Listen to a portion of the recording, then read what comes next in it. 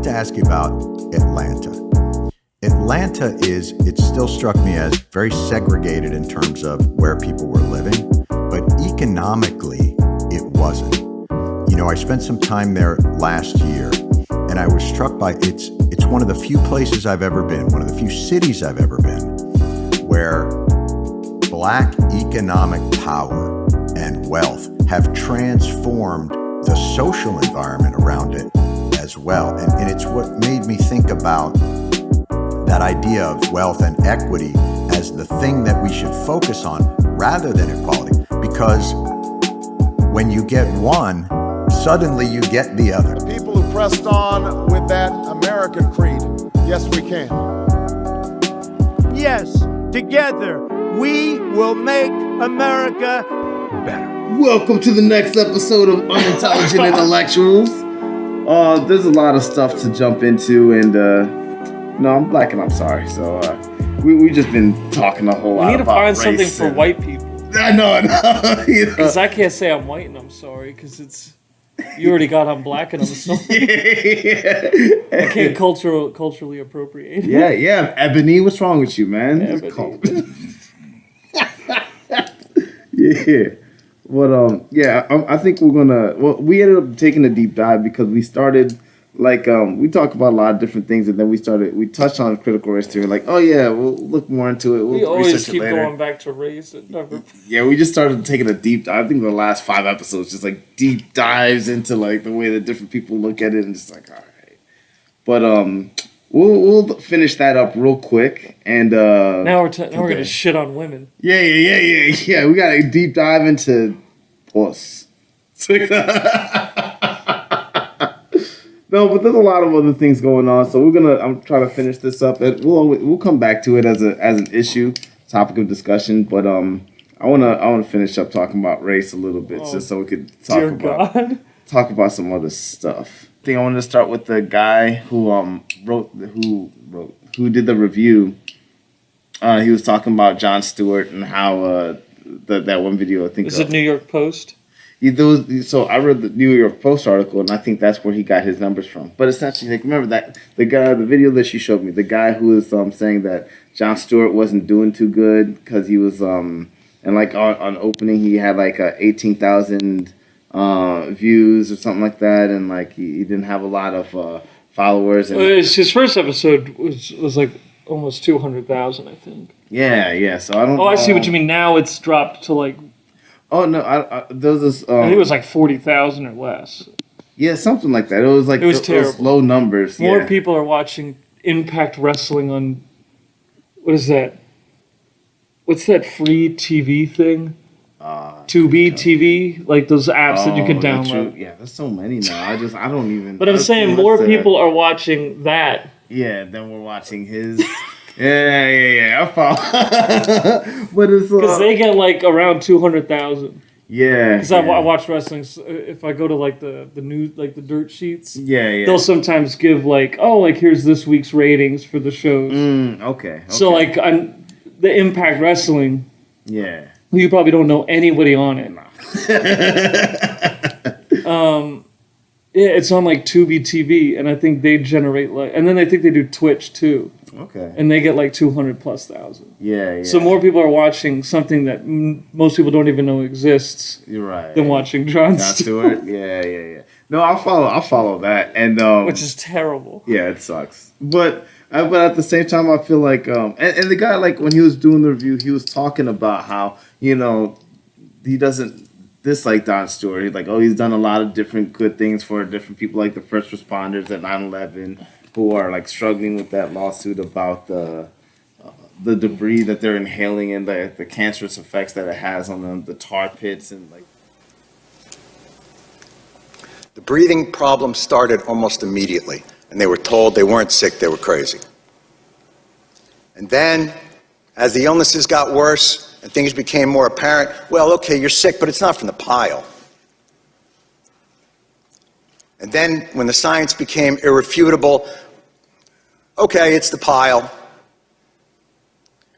But this is a New York issue.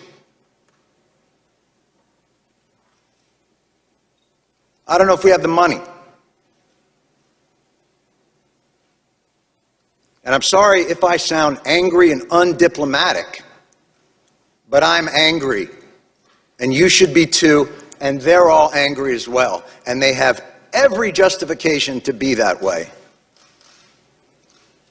There is not a person here, there is not an empty chair on that stage that didn't tweet out, never forget the heroes of 9/11.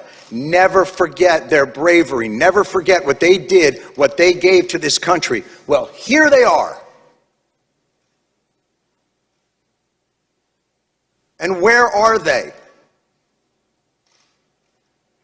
And it would be one thing if their callous indifference and rank hypocrisy were benign, but it's not. Your indifference cost these men and women their most valuable commodity, time.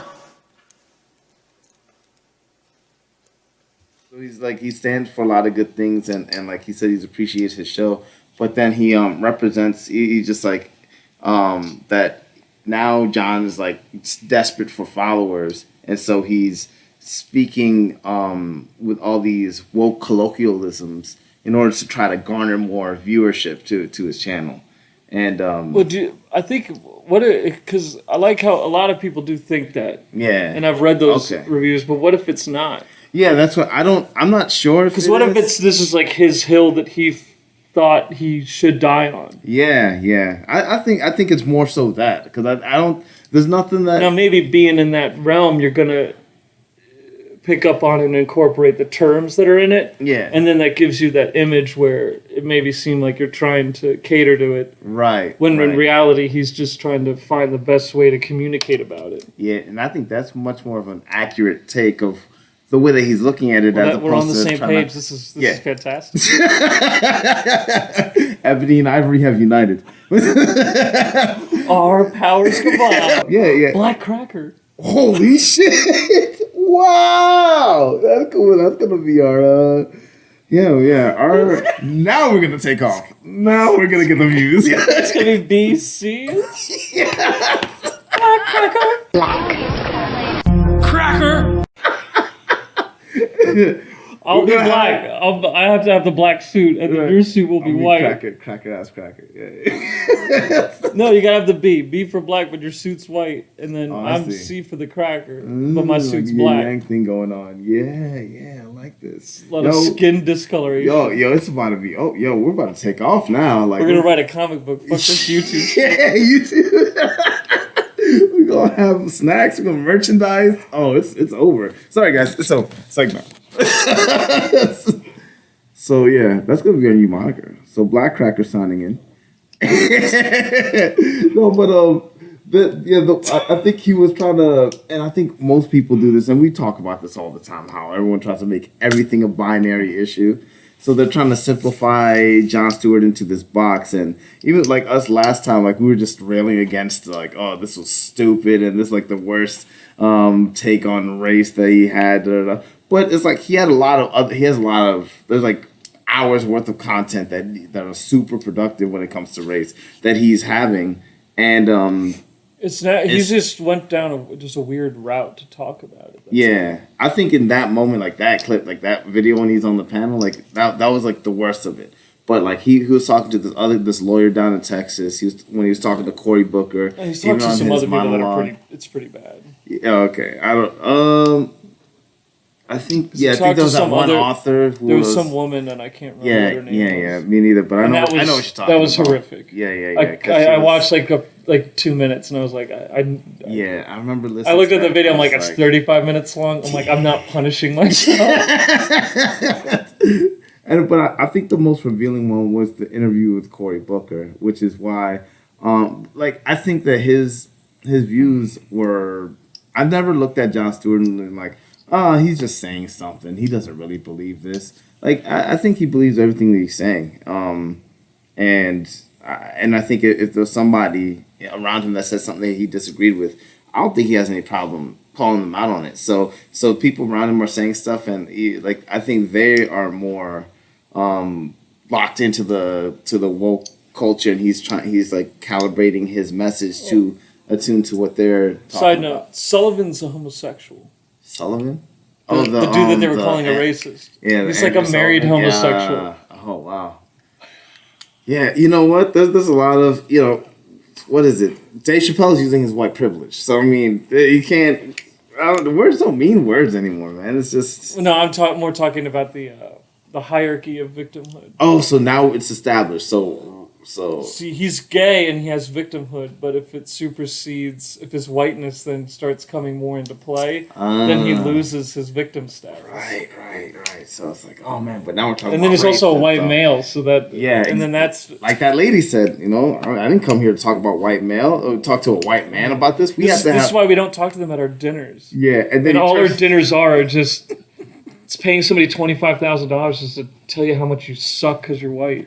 And then she turns. It's not even beneficial. It doesn't even help you. It doesn't even teach you how to interact with black people. Yeah, it's like, hey, here are some certain cultural customs that you might learn, and here's an informative, quick chart about that shows you how their hair and the hair products works, and don't make sure to ever ask to touch it. Yeah. Like, oh, this is something that some people consider offensive, though. It's like, nah, it's just it's a thing, and they don't like it. Yeah. It's wild, man. But then it's weird because she says that. Then she turns to the other two white males on the panel and says, how we have to talk about it. It's like, wait, so you don't talk to white males, then you proceed to talk to white males. Yeah, that was fun. She was my favorite. But there's a lot of stuff that Jon Stewart did. Like, there's more stuff that of course, that we could rail against, and I think we fleshed out most of it. But I want to talk a little bit more about the stuff that I think he got wrong, and then I want to talk about some of the stuff that they got right throughout all these videos leading up to the Cory Booker interview, and then we'll talk about a couple of framing it, the couple ways that he probably looked at it overall, and why I think he's a little short of having a constructive conversation about race. And to be fair, I think most people struggle to have any kind of constructive conversation about race because it's so wrapped up into so much emotional baggage that comes to talking about race that not too many people are willing or want to look at it from a rational or logical what's the best way forward perspective. Everyone's kind of reacting to what the bad things that happen and just fuck, we gotta fix it. So, more of an embarrassing reaction than or reacting to an embarrassing moment in our country's history. But then that dives into so many other things, like how do we look at history overall? How do we dive into how do we assess this? How do we move forward? It's just there's a lot there. But we'll do one thing at a time. But in this thing, I think the guy that on that YouTube video. A Woke Disaster, I think was the name. At least that's what I wrote down. This is my synopsis of it. But he was talking about how bad the numbers were and stuff like that. And it sounded like what I read in that New York Post article. Like they was talking about some organization did some research and about how good Jon Stewart's numbers were, and then they came up with it wasn't doing too hot, but his thing isn't CNN Plus. He's doing pretty good. but before we get to the numbers, I like to believe that the way that my whole point of bringing in Jon Stewart is that it was it's so much better than what John Oliver put out. John Oliver was a slanted, one-sided misinterpretation of facts of what this is. I think this was what Jon Stewart was more of a genuine take and looking at it from John Oliver different doesn't even really get many views. Oh, okay. Yeah, I don't know. Okay. I think his was 150. But then again, I don't know how many people are subscribed to HBO Max. Yeah, I don't know. But Jon Stewart, I think what I'm saying, quality wise, I think Jon Stewart provides a lot more quality wise to the race discussion than Jon Stewart provides much more quality wise than John Oliver does, and so there's one. I think Jon Stewart's complete. But Oliver's not trying to have a discussion. He's just picks an idea and then has a bunch of stuff that he then talks about it. Yeah, that's true. He has a theory and then he just finds things that support his theory. That's true. Yeah. So it's just set up in a different way. And that's why when Jon Stewart had the Daily Show, was on the Daily Show, I felt like he was looking at things more from that perspective. But like now with these long, drawn out conversations, he has a week to prepare and like interview and talk to people. It's a little, you get more of a nuanced understanding of his of what his opinion is on these issues. And so Jon Stewart, you get more of a. I wouldn't call his opinions nuanced. Yeah, well, you're presented with a more. They seem status quo compared to like what you would usually hear people talking about. But it's all the same. They're so? using the same words. Yeah, but there's different things that come up in the when Jon Stewart's talking to different people about this race thing, like not outside the writers' room, outside of that panel. He was talking to Cory Booker, the lawyer down in Texas. Like it was just like it was a lot more nuanced, and it was a better, fuller conversation about race than most people have on TV. But yeah, we'll go through it, and then you might disagree with how I see it, but pretty much like but I think quality wise, it's just it was more. I think quality wise, it was better, but we'll dive through it and see what it is. But yeah, but when I look at I don't know what his numbers on Spotify was. I did not prepare for this at all. but I thought he's only on Apple. He was on. I listened to him on Spotify, but he was on Apple TV, and then now he's on YouTube. But on Apple TV, they said that he's the #1 unscripted show that they have. Yeah, but they probably don't have anything. Yeah, they probably don't have a lot. So like I don't know like how good or bad it is, but it's like at least for them, because it's produced through Apple TV. Yeah. So I mean, that's like the only thing. That's the only show that they're doing. Yeah, I have no idea of what course else it's is going on to be Apple TV. I couldn't tell you a single. No, because they're not. They're everybody's trying to hop on the Joe Rogan train. Yeah. So that's why all these people suck, because they're coming in thinking that they can. Oh, that's easy. I could be #1. Like that's what CNN Plus was. Yeah. Because CNN Plus wasn't like, hey, like we have all this archived content, and then you can go and watch like these historic moments that like are associated with CNN. Yeah. No, it was like original content. Like Jamel Hill was on a show with Carrie Champion. That's both used to be at ESPN, but Carrie I don't think is that bad, but you already know what Jamel Hill is. You know what he is. But that and then is I think a weird Bomani thing, Jones had a show too.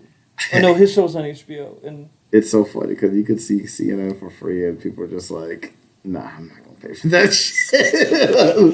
CNN Plus, nah, no, thank you. But when I look at what's name Stewart's like YouTube views and YouTube subscriptions, I think he has like 500,000 followers, and I think he has a bunch of views. Like, let me just check it out real fast. Let me just look up Jon Stewart and try to spell it right this time. Instead of being an ass. Yeah, he spelled it wrong your whole life, Stewart. Yeah, like 100K views. That's nothing. 200K. 50. That's 1.3 million. Yeah, but I think he does decent. He does a decent job. Yeah, but give it time. Yeah, I mean, give it time and it'll tail off. Oh yeah. Well, I mean, hey, I think I'm just being optimistic because here we are sitting at 10 subscribers. I was like, well, give it time and hopefully we'll. Granted, nobody #1 unscripted thing on nowhere. Not advertised, not well known or anything like that. But I'm just saying, like I think he's doing decent. I guess by my low ass standards and expectations. But yeah, but his views aren't from people wanting to intake his content. They're wanting to critique it now. Oh, okay. They're like reviewing, analyzing. Yeah, go to the YouTube comments. It's not going to be good. Uh-oh. Okay. If you go to like the White's shit. Yeah. That because that was a really bad. I wouldn't have put it out there. After that experience, I'm like, you know what, guys, I don't think we represented this in a good way. But you know, but that's the wild thing. I think that they did do a good job. And I would like to see him have Douglas Murray on there. that would be interesting. Okay, you know who Douglas Murray is? Yeah. That'd be phenomenal. That would be- Because he knows how to break it down what he wants to Yeah. say, and That would be interesting. But all that to say, like I think he does decent. Like I don't want to rip him apart because of his numbers or anything. I think just like on the content. well, fuck him. He would rip someone else apart. Who is John? Yeah, he would. But I mean, it's just like I'm trying to be the bigger man because it's just like He There's doesn't give a different shit ways. about what our opinion is. follow us, Jon Stewart. Bump us up to 20 subscribers. You and your writers room, please follow. Yeah, we want to debate you. Yeah. I'll be down with that. I wouldn't. You wouldn't? No. Oh, well, I don't want to debate, but like conversation, I guess. I've never been on TV. Yeah, on TV. I'm so it's just, out of like, my weird. element. I'm gonna be made into an ass. Yeah.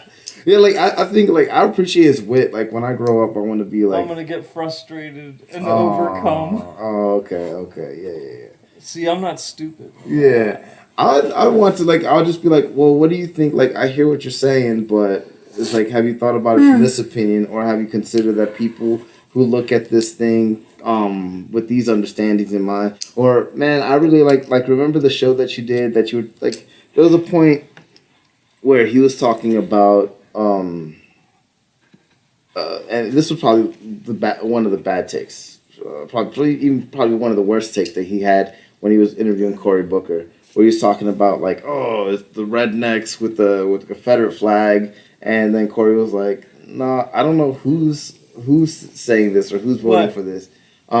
Stewart was making a generic stereotype about like, oh well, the person the redneck with the Confederate flag flying in the back in on the back part of his truck about what? is, he was just saying like they're responsible for like something about like the stalemate that's going on when it comes to race relations, and See, how are you defending him when he's just constantly wrong about every step of the way? well, see, like I would point out that that's something that he said, but then I would also say that like when he was talking to this other person, this other interview, she contradicted that stereotype because she was talking about how she was looking for certain things for I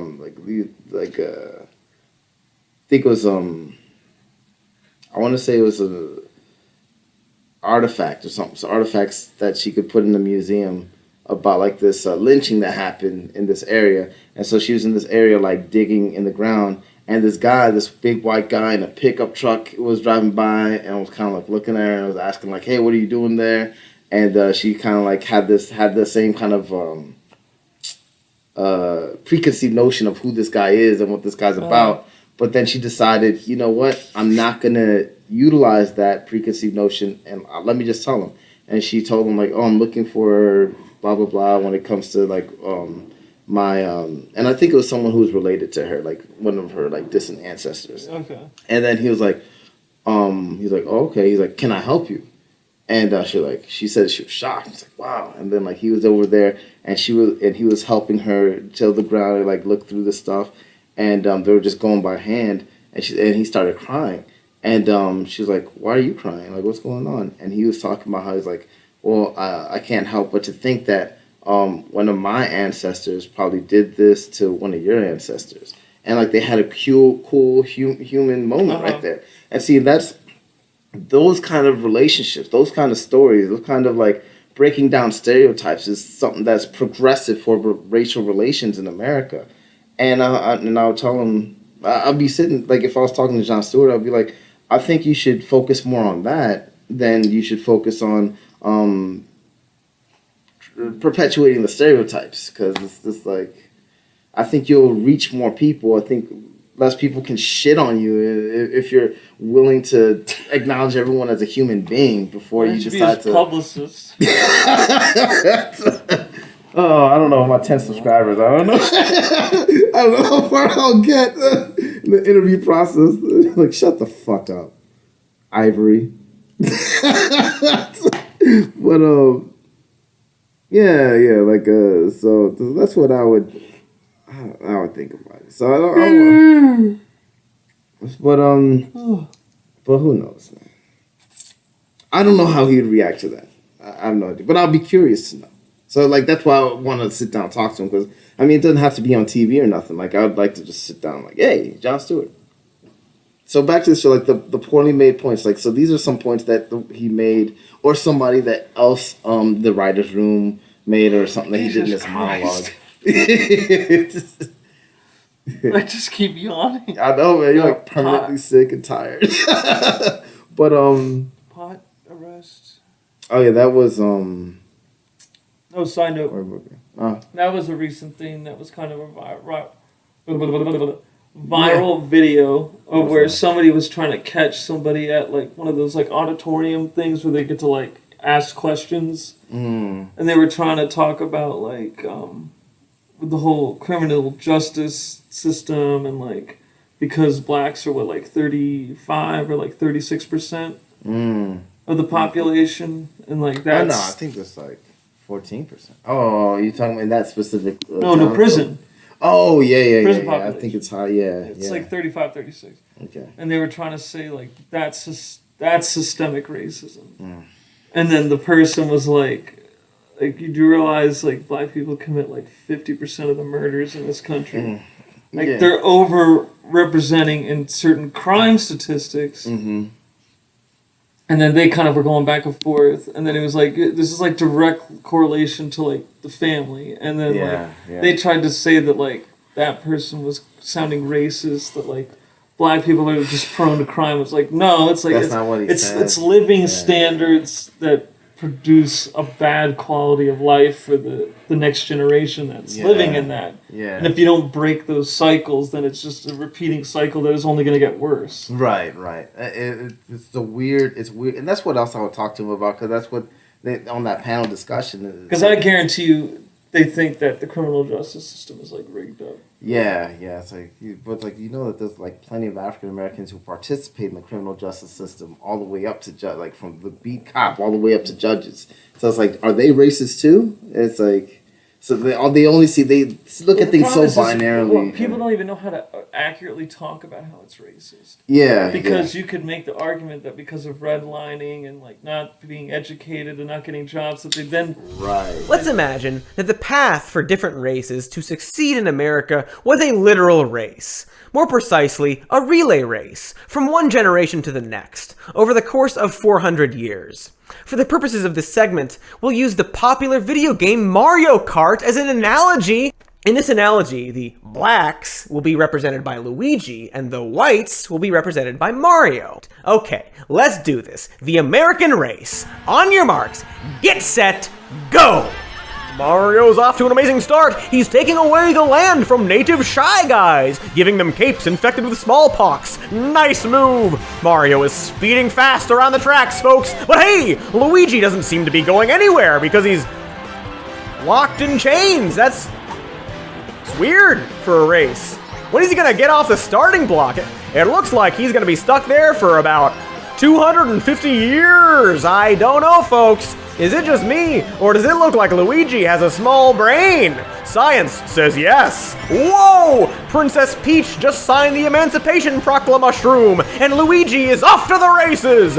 Mario may have a 250-year head start, but Luigi is finally in the race, folks! Uh-oh! It's the Ku Klux Klan! Tough break for Weege! He just got lynched! But hey, Mario just got some free land from the kingdom through the Let's-A-Go-Stead Act, and he has increased his lead and passed the baton to his son, who will inherit his wealth. Unfortunately, Luigi's son is inheriting his father's debt to the man who formerly enslaved his family and must now turn over his entire harvest through a system called sharecropping. I don't know if it's culture or genetics, but one thing is for sure, Luigi is just lazy. But good news for Mario and his descendants. That free land from the government is growing in wealth, and he has widened his lead over Luigi. What a hard worker, folks. Uh-oh, it's the Great Depression. Both contestants are struggling. How will this race turn out? Oh, wow-wee! Mario gets a huge boost because of New Deal programs, but mostly his merit. Luigi, on the other hand, well, he's just an inferior racer. Oh no! It's the Goombas! Luigi, we need you! Help us win this war! We promise we'll be nice! Thanks, Mario! You won the war! Here is a house and a free education and prosperity! Wowee! You are winning this race because you are just so fast! And hey, Luigi, what's that? You want a house? College! Luigi, you cut up! Sure. But whoa! Mario is killing it right now and widening his lead. And Luigi, well, he lost a long time ago. Mario earned everything he has because he was just so fast! I can't help it if you're just super slow, Luigi. Alberto is president, so as far as I'm concerned, let's just forget about the past, okay? And start the race now! Wow, Luigi, why are you so far behind? You must be slow and violent and dumb, probably because of his low IQ. Wow, surprise, surprise, Mario wins and will always win because he is the best and fastest. And Luigi is just genetically and culturally and innately slower and dumber, and he just makes such bad decisions. Right. They then don't have the economic fallback where they can get good lawyers that don't get the jail time. Right. But instead, they don't even go that route. Yeah. So, they just say, "Oh, this is racist." It's like because he had a gun with a serial number sawed off and an ounce of crack. Yeah. So like that's they just what pulled they're me over looking for at the being overall. black. It's like, well, you also have a gun and crack. Yeah, they do pull people over for being black, but it's like, those people don't usually go to jail because they don't have the gun with the serial number filed off and crack and gun charges or bodies on the gun. That stuff happens, you know. But it's like you said, economic destitution put a lot of African Americans in this kind of scenario. Oh, so they're not. The other week, where I was talking about populations. Yeah, that was a really cool thing. I didn't even think about that. In rural community, poor, destitute rural community versus the crime's too spread out, and cops either aren't interacting with these people because there's not a large police force needed, so there's no reason for them to constantly be interacting with the public. Yeah. Whereas in DC, it's they're interacting with the public. We know where the problems are. They're in these specific areas. Yeah, it's these locations. This is what we look out for. Versus if you're in the rural nowhere, it's Tommy's at it again. All right, let me go pick him up. Let me go swing by his mom's house. Make sure. I want to put him in the drunk tank and just let him on his way. Yeah. It's just a different scenario. So instead of talking about, and I think that's what the critical race theory is trying to get at, but just not so. I'm to be fair, the discussion that people are having about labeling it. We don't even need to talk about CRT, just the race discussion. Yeah. It's just dumb. Well, I'm saying how CRT is looking for institutional, assuming racism's everywhere, so that they're trying to find the cracks in the foundation of these institutions that perpetuate this racism in our society, and it's trying to look at things historically, because black people were so targeted in terms of economic depravity, and now it's there just happen to be more poor blacks, and now that leads to more bad outcomes. So just poor people across the board, broken families across the board, regardless of skin color, have all these bad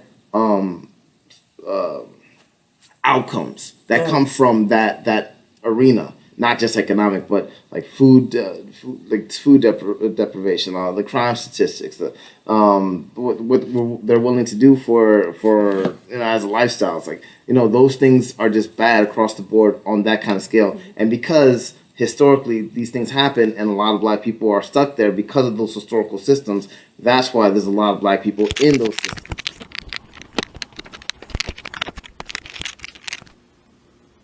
We're going to talk about inequality and opportunity in America. Let's start by dividing the population up into 5 equally sized slices. If you're boring like me, you might call them quintiles. In an absolutely equal society where everybody had the same amount of money, each fifth of the distribution would get a fifth of the money. It would look like this. Of course, that's not how it is. In the real world, the bottom quintile, the bottom fifth, gets 5% of the money, and the top fifth get more than half the money. But I think in terms of fairness, and certainly in terms of American fairness, the question's less what's the gap between the bottom and the top, and it's more what are your chances of making it from the bottom to the top? How mobile is society? How far does where you're born on the ladder affect where you end up on the ladder? So in a perfectly mobile society, an opportunity utopia, being born down here in the bottom quintile would have no effect on where you ended up. You'd be equally likely to make it to the top as to stay at the bottom. But now I want to show you what it's really like. Right now, for the people born at the bottom, more than 1 in 3 of them will remain stuck at the bottom, and just 1 in 10 are going to make it all the way up to the top. That's bad enough, but it's even worse for certain groups in the population. It's those who are born at the bottom and are raised by parents who are never married. And for that group, the odds of making it to the top are pretty slim as well. For them, it looks like this. For those raised by married parents, it looks like this. Again, it's pretty close to what you might hope for in a perfectly mobile society. Those who are born at the bottom, if they're raised by married parents, have a pretty good chance of making it to the top. So if you don't complete high school, there's a 50% chance you're going to stay stuck at the bottom if you were born at the bottom, and a 1% chance that you're going to make it to the top 20% of the income distribution as an adult yourself. So for them, it looks like this. If you're born at the bottom, born in this bottom fifth, but you're one of the few born down here who managed to get a 4-year college degree, transforms your chances of moving up the income distribution. Go to college. We can have a long argument about the gap between the rich and the poor, but I think we can all agree that we don't want to live in a society where you're born determines so strongly your chances in life of where you end up. America has a dream of equal opportunity, and we're a very long way right now from that dream. We have a big problem, and we need big solutions. But everybody's just dishonest with how they talk about it. Yeah, on both sides. And it's because I forget who it was, but someone was talking about, I don't want to say it was AOC, but it might have been. But they were talking about the reason why there's so much theft in black communities is because they're trying to steal food for their families. Yeah, see, and I was like, no, they're not. They're robbing people for their cell phones. Yeah. Like I'm sure that's what they're going into bodegas and putting a gun to some grandma's head. Right. As they steal the cash. Right. Meanwhile, the grandma at the bodega lives in the same poor, fucked up community that he does. So is he really Robin Hood or is he an asshole? He's an asshole. Well, also they're not. No one's stealing bread and egg. I mean, there's people. No, they are, but it's not like the theft problem in like New York City isn't. Yeah. It's not people stealing loaves of bread. Right. No, like people are stealing laptops, taking it apart, stealing cars, chopping them up. Like that's the just issue. To make money or to like buy drugs and then sell those drugs. Like yeah. It's just crime. Like it's not some like self. It's not like, the 1920s and the 1930s and it's the Great Depression. Yeah. It's just, they painted this monolithic, and that's the accurate depiction. It's like, well, if you're in these societies, like, all right, so what would you do? If they're having an honest discussion about, like, all right, so would you go to work at full time at McDonald's, work all these crazy hours, mandatory overtime, get shouted at the boss, get shitted on by the people who work there, bust your ass, and lose your entitlement benefits? Or would you keep your entitlement benefits, go over here and make some extra money on the side, feel good about yourself, you get a lot of credibility from people around you, then you're just like, oh, cool, I'm the big dick boy on the block. You know, you pushing people around, you making some extra money, coming to some real money, and it's like, oh, well, I'm this is the lifestyle that I want to live now. Like, oh, this is what it is. Like, why would I want to give this stuff short-term happiness. Yeah, well, they're not looking at it like that. They're just like, oh, well, no, that's what I'm saying. Everyone like, got you're getting immediate gratification. Yeah. I see what you're saying. Yeah, and because that's what they see, like, and that's what people see when they're in like. Because people want to have immediate positive reinforcements. Because they're desperate for anything positive, and if you're in an environment where like you're not,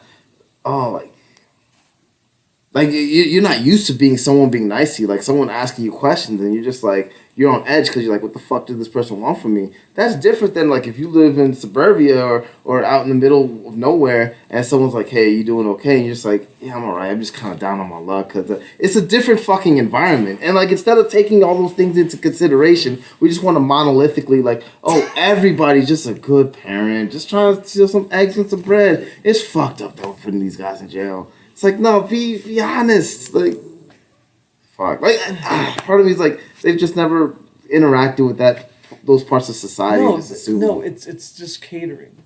Yeah. AOC doesn't know black people. I have no idea. She probably hated black people. I wonder. I don't know. No, and then like more so like walking the streets of DC or New York. Yeah. Like your ma, like she probably didn't like black guys. Yeah. Who knows, man? I mean, it's not like, well, I don't want. No, she liked them when if they went to like Boston University. Right. Yeah. That's what I mean. Like she doesn't like black people. Yeah. Maybe it's like she hasn't touched that lifestyle. She doesn't know black people. Yeah. She just feels sorry for them, and she has this compassion, and she doesn't. Yeah. And it's just such surface level fluffy bullshit that she's not actually trying to like. Yeah. Really get down and dirty and like figure it out. So she's just says things like, "We need to stop the systemic. We need to teach the tough history in this country." It's like, we all were taught about slavery. Yeah.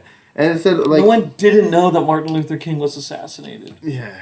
What we don't talk about is who killed him. Right. No one's saying the FBI did it or something. Yeah. No, wiretaps and like, and then it's like I guess people are starting to talk about it now. But the way that they're framing it, they're just like, they're not like, oh, at this time this person was targeting. Well, they're just like, oh, all of the FBI's racist right now. It's like, no. No, they're just doing white supremacist bullshit. They're not doing it like, oh, these are powerful intelligence organizations that are trying to keep people in check from disrupting what's going on. And they have a history of keeping them quiet or assassinating them. Right. And instead of looking at it in this historical context of like, okay, well, this is what the role that they were playing at that. Let's look at what they when you kill Martin Luther King, you're a white supremacist, and then they ended up taking him out for it. Okay. Yeah. But it was targeted, like. Yeah. I follow. Yeah, but it's just unfortunate, like the way that we look at, like, it's funny because like if we really study history the right way, like we could look at it as like a series of events that indicate or that showcase human behavior, and then we could look at the bad and the good, continue the good, stop the bad. But like back in the day, like way back, before World War II. Around World War One period. No, before World War One. Like in Russia, they had the bourgeoisie, the people who were the top notch, the people who were living this aristocratic, high society lifestyle. Looked at the rest of Russia, where it's like where like people who lived in these like in villages. It was different than the rest of Europe, where it was like there's the scientific revolution, and then you have the merchants, and you had the overlord, you had the knights, you had all this stuff. And like in Russia, it was just the people at the top and the people at the bottom. There was no in between. And so like people at the top were living these high profile lifestyles, and they were looking at the people at the bottom like, oh wow, they live in these villages, or they live in these communes. They're living in these communes where everybody shares everything. Like there's real equality, and we need to bring that kind of cultural identity to the bourgeoisie elements of society. We have it on this elemental level of like the poor of us, and so they have this romantic idea of what it was. But then when they go into those communities, they realize like, oh yeah, like everything's even. But then like everything's cut up evenly. But then it's like, oh yeah, you have this like 30 acres cut up evenly, 1 acre for each family. And then it's just like, oh, but this acre is not as fertile as that acre, and then like this person like beats the shit out of his wife because he's not producing the food, and everyone's an alcoholic, and this place is a lot more fucked up than the idea of what I have in my head. Yeah. So it's like, you know, we're kind of living the same thing, where it's like people who are not touching those elements of society have this idea about this romantic idea of how that society lives and why that society does the things that it does. And then it's like when you dive into the details, you're just like, oh shit, that's kind of fucked up. But instead of acknowledging that, we just, oh, why are you trying to stereotype all these people that look like this? Like that's racist, that's sexist, you're using your white privilege. It's like, nah, like you have to understand, like, and those, what you say is true. There are people out here just trying to steal bread to be able to live to the next day, to make sandwiches. We've all seen the crazy long lines at food banks across the USA. But now we're also seeing this. Desperate people apparently struggling to feed their families, shoplifting for staples like bread, eggs, and milk. These are people who you would not think would shoplift. They probably never shoplifted before. We can catch 10 to 20 people a day, and think about the ones we don't catch. It might be 3 or 4 times that amount. 54 million Americans are going hungry every day, up 45% from last year. In New York City, corner convenience stores, also known as bodegas, are stocked with essential items people need in their daily lives. At the beginning of the pandemic, they were lifelines for hard-hit communities. But as the months wore on, these mom-and-pop stores became, more than ever before, targets for shoplifters. In this particular bodega, we have had shoplifting go through the roof. It's a disaster right now. Fernando Mateo represents bodega owners. People rob blatantly. They know there are cameras everywhere, yet they still take the risk. It's up maybe 200-300% in some bodegas. Mateo says while he feels some sympathy for shoplifters trying to feed their families, many of the thieves are just that, thieves. Bodega owners are poor people as well. You know, you're not robbing from the rich, you're robbing from the poor. The organization No Kid Hungry is working to provide for those children who are experiencing food insecurity. And if you'd like to help them, we've got a link for you over at InsideEdition.com. But there's also people who are just doing fuckboy shit out here in the streets, like punching and raping grandmas and stealing their bags of their purses for like $100. Like that shit happens. So was the knockout game white privilege or something? Say again? The knockout game? I don't remember that. That was fucked up. Young black men. Yeah, explain that. Just ruining people's lives. Yeah, see, and they would say, they would argue, oh, well, that's just you're taking things. That's an anecdote. You're taking things out of context. That's not everybody. It's like, yeah, but the way that you're painting people, that's not everybody either. There's a lot more people than the binary boxes that you're choosing to point. Well, no, like that type of thing shows, one, just a lack of respect for just the existence of other people. Yeah. You don't care about your own life or well-being. Mm-hmm. Because you're not worried about any consequences from that. Yeah. Right? You don't give a shit about the people who you're around. Mm-hmm. Because, I mean, I saw a black dude get knocked the fuck out, and he had a cane. Yeah. He was like in his 60s or 70s. Yeah. He got hit, went rigid, the cane dropped, and he went skull first into a subway platform. Yeah. And what were they all doing? Laughing. Oh shit! Yeah. That's not Could the you guy. imagine if there was a video of white people doing that? Holy shit! The race wars begin. Look at these Trump supporters. Yeah. But no, it wasn't a white guy. It was an old black guy. I know. Yeah. No. But I'm saying like if a white dude hit an old white guy and went down, and like a bunch of white people were just like, "Yo, this is crazy!" Like everybody would look at that and be like horrified. Yeah. Like, They wouldn't look at it and like make excuses. Be like, ill white people, like they must be on some crazy drugs. The Trump supporters or something. Yeah. Whereas like black people, it's like, I mean, they live in a very difficult environment. Yeah. You're such a low expectation of human behavior. Right. That's why, like, man, oh god damn it, that does so many other things. But yeah, that's just. I thought you said we were going to talk about race. I wanted to finish up the Jon Stewart thing. Now we're like diving down deeper rabbit holes. Eventually, we'll talk about crime. We're over 45 minutes in, and we're just talking. Not even Jon Stewart. But yeah, like that was that's just the soft bigotry of low expectation. Yeah.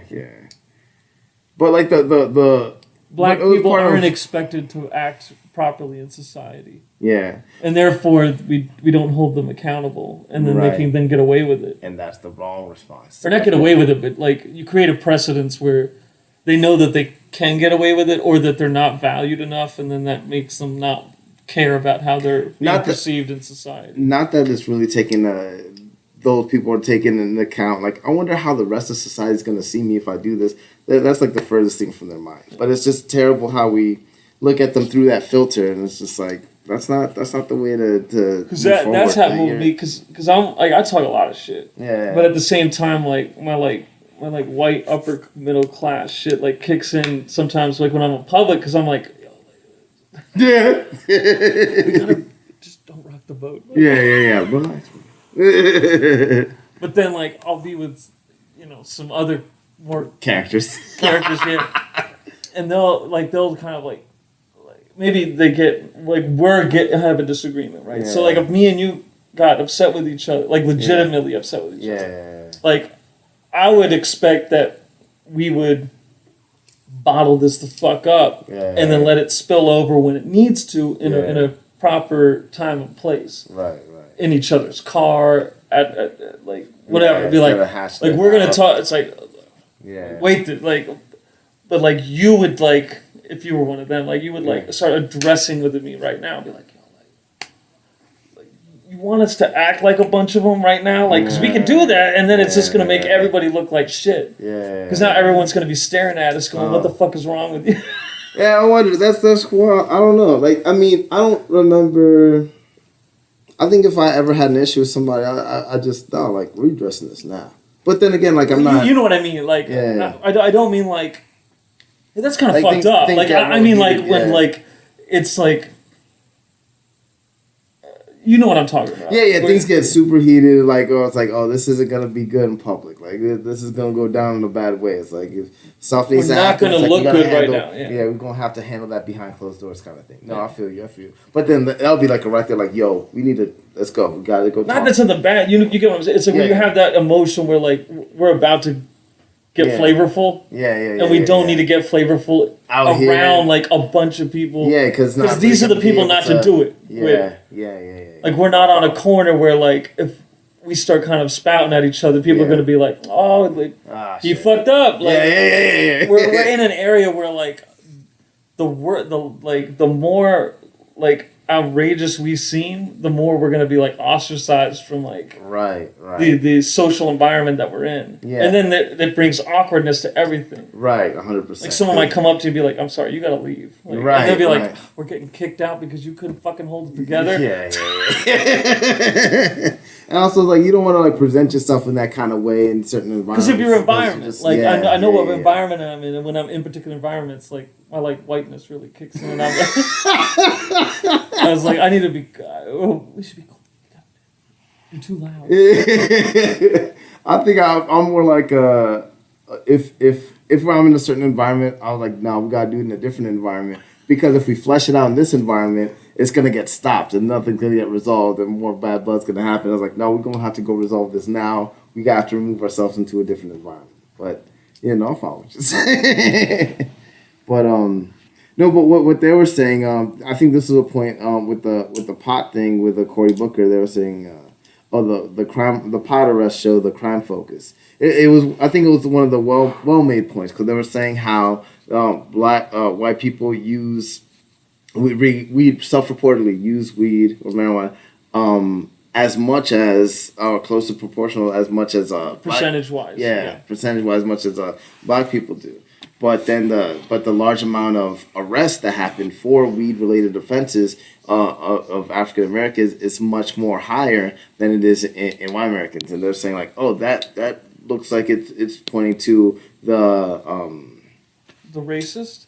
Well, like it's pointing to a unfair advantage for this or that. I'm like, all right, I think that's a fair more conversation. Yeah. Oh, I'm sorry. Did they like go into depth about this, or was that just a point? They made a point, and they didn't really take any deep dives. They just kind of stated it as a point. So I'm like, like this could be abusive. Yeah, but isn't that more about cultural usage? Yeah, like it's and if they dove more into it, I think that would be cool to explore. But I think like the talking about things in that frame, I was like, that's the way to have a conversation. But then from there, it's like you could talk about, all right, how many of these black people interact or have a friend, uncle, friend of the family who's a lawyer or familiar with the justice system versus these the white kids, or like how many. I mean, like cultural usage is like white people. It tends to be like of how you use weed. It's like, oh, you're gonna go to a party. So you smoke. Okay, you smoke at your, you meet up. You do a couple bong hits. You share a joint, and then you go out. Seeing that. Or like you're in high school and you're doing like the Gatorade, like the waterfalls or some shit, and then you go to a movie. Right. Whereas like with like black people, it's much more like, oh hey, we're driving, splitting a J. Right. Yeah, hotboxing the car. We're walking down the street smoking it. Like it's much more of a casual thing where like this is a recreational thing that we're going to be doing constantly throughout the day, doing this, that, and the other. Right. Whereas like white people, it's more like, oh, we're doing it in like a secretive in an environment that would be like harder for law enforcement to be able to access. And now we're going out and then we're doing it. So if you pull us over, you're going to be like. There's a weird smell, but nothing's in the car. You're probably not going to find, unless they're kids, like if they're teenagers. Yeah. Living. Well, no, because you're in your parents' car, like someone's got a book bag, because. Yeah. No, but I mean, like if you're instead of like, oh, you go to a spot, you hit it at the spot, and then you leave, and then you might all be blazed, but nobody has anything on them. So even if you're suspecting they pull you over, it's like you're good. But yeah, and that's just my experience when it comes to dealing with. Yeah. Because I don't smoke. But I've been around people who have. Yeah. So the people that more emulate, it's not even about race, just the people that more emulate what you would think would be like a white cultural experiences. It's more like you're at the house or the apartment and you're doing it there, and then you're going out doing what you're going to do. Right. Whereas with black people, it's they got it in the car or on them. Yeah, like it might there might be somebody who do it this way, but I mean that's a conversation to be had, and it'd be cool to dive into those numbers. Like it's a good point. So it's like it opens up the possibility of a constructive conversation. Like, is this like the cop is like, hey, is that weed? Wait a minute, you're black. I'm gonna arrest you. Or is it more like what you're saying, where it's just like, I smell weed, I can't find any. Yeah. So you're like they don't want to do the paperwork to take in 4 people or do a DUI. Yeah. Because it's weed and they don't think that it's that like whatever. So they're like, all right, well, if somebody can't come and pick this car up, we're towing it. Yeah. So it's like their way of fucking them.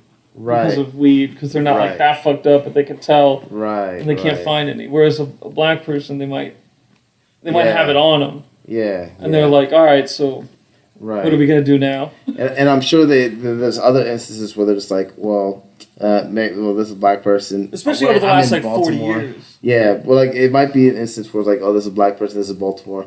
I'm suspecting this guy's all kind of wild shit. But it could just be a dude who was just blazing up and about to go watch Guardians of the Galaxy. But then he could be on parole. Yeah, so then they make that assumption, so they might search or him probation. more. My bad, I was thinking probation. I know. But it was like they might make that assumption, so then they and that might be based on skin color. But like we could have that conversation, then split the statistics up into like real numbers and see what pans out. And then it's like, okay, we might have assumptions about what it might or might not be. Like but what then, are like, the let's dive percentages into of what the possession numbers are. charges with whites and blacks? Yeah. As Where opposed are to they like at? What's the situation? drug usage. Yeah, that would be cool. Yeah, because I wouldn't be such a surprised generic- if white yeah. people are arrested more for like under the influence, whereas black people might get arrested more for possession when it Yeah. comes to marijuana. Right. So in that scenario, it's not necessarily a racial thing. It might be more of an environmental thing, or it might be like, oh, where you use this thing. So it's there's a lot of things to go into it, but it's just so I thought it was like a cool point that came up, but they didn't really flesh it out, but at least they mentioned it and like kind of framed it that way. But so let me go over the poorly made points first because I want to finish up the bad shit. But Wait, Polly. what I write? Oh, I was reading Polly instead of poorly. Oh. It's like they got into poly relationship. Nah. But no, the black college. Okay, so I write everything in weird notes, so it's like I'll tell you what it Drop means. out of The due to wealth. No, okay, so they say that the proportion the wealth proportion between blacks and whites is disproportionate, and they talk about how a black college kid, a black college graduate has less wealth than the average white high school dropout. But that's I think it's a poorly made point because it might be true, but the thing is age? Well, this is the problem. This is the problem, though. They're not talking about how much money you're gonna make. They're talking about wealth.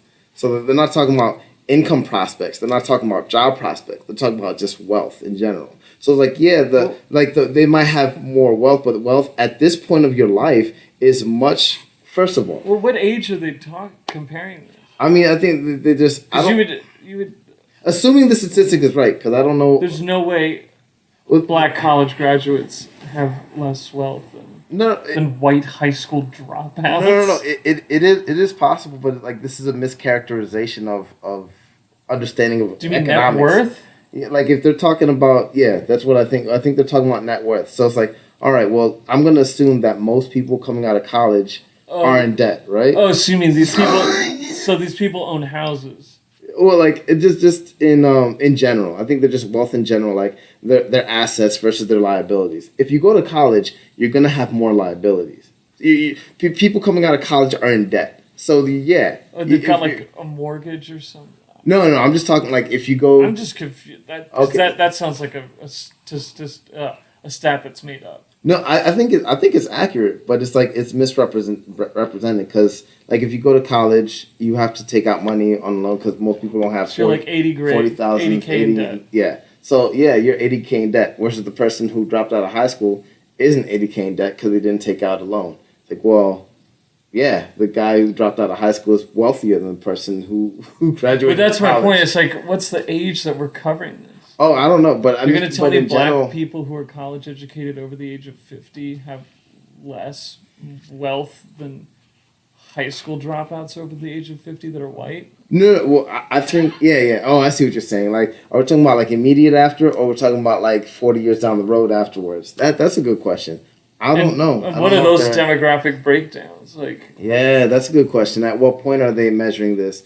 I can't imagine that like there's tons of people that are high school dropouts that make more money than like Cornell West. See, but that's the thing. They're not talking about the people who make more money. They're not even talking about how much money you make. They're talking about the wealth that you have right now. So assuming I have more money. That's assets. Yeah, but assets is different than like. Oh my God, you know what I mean? Don't get particular with me.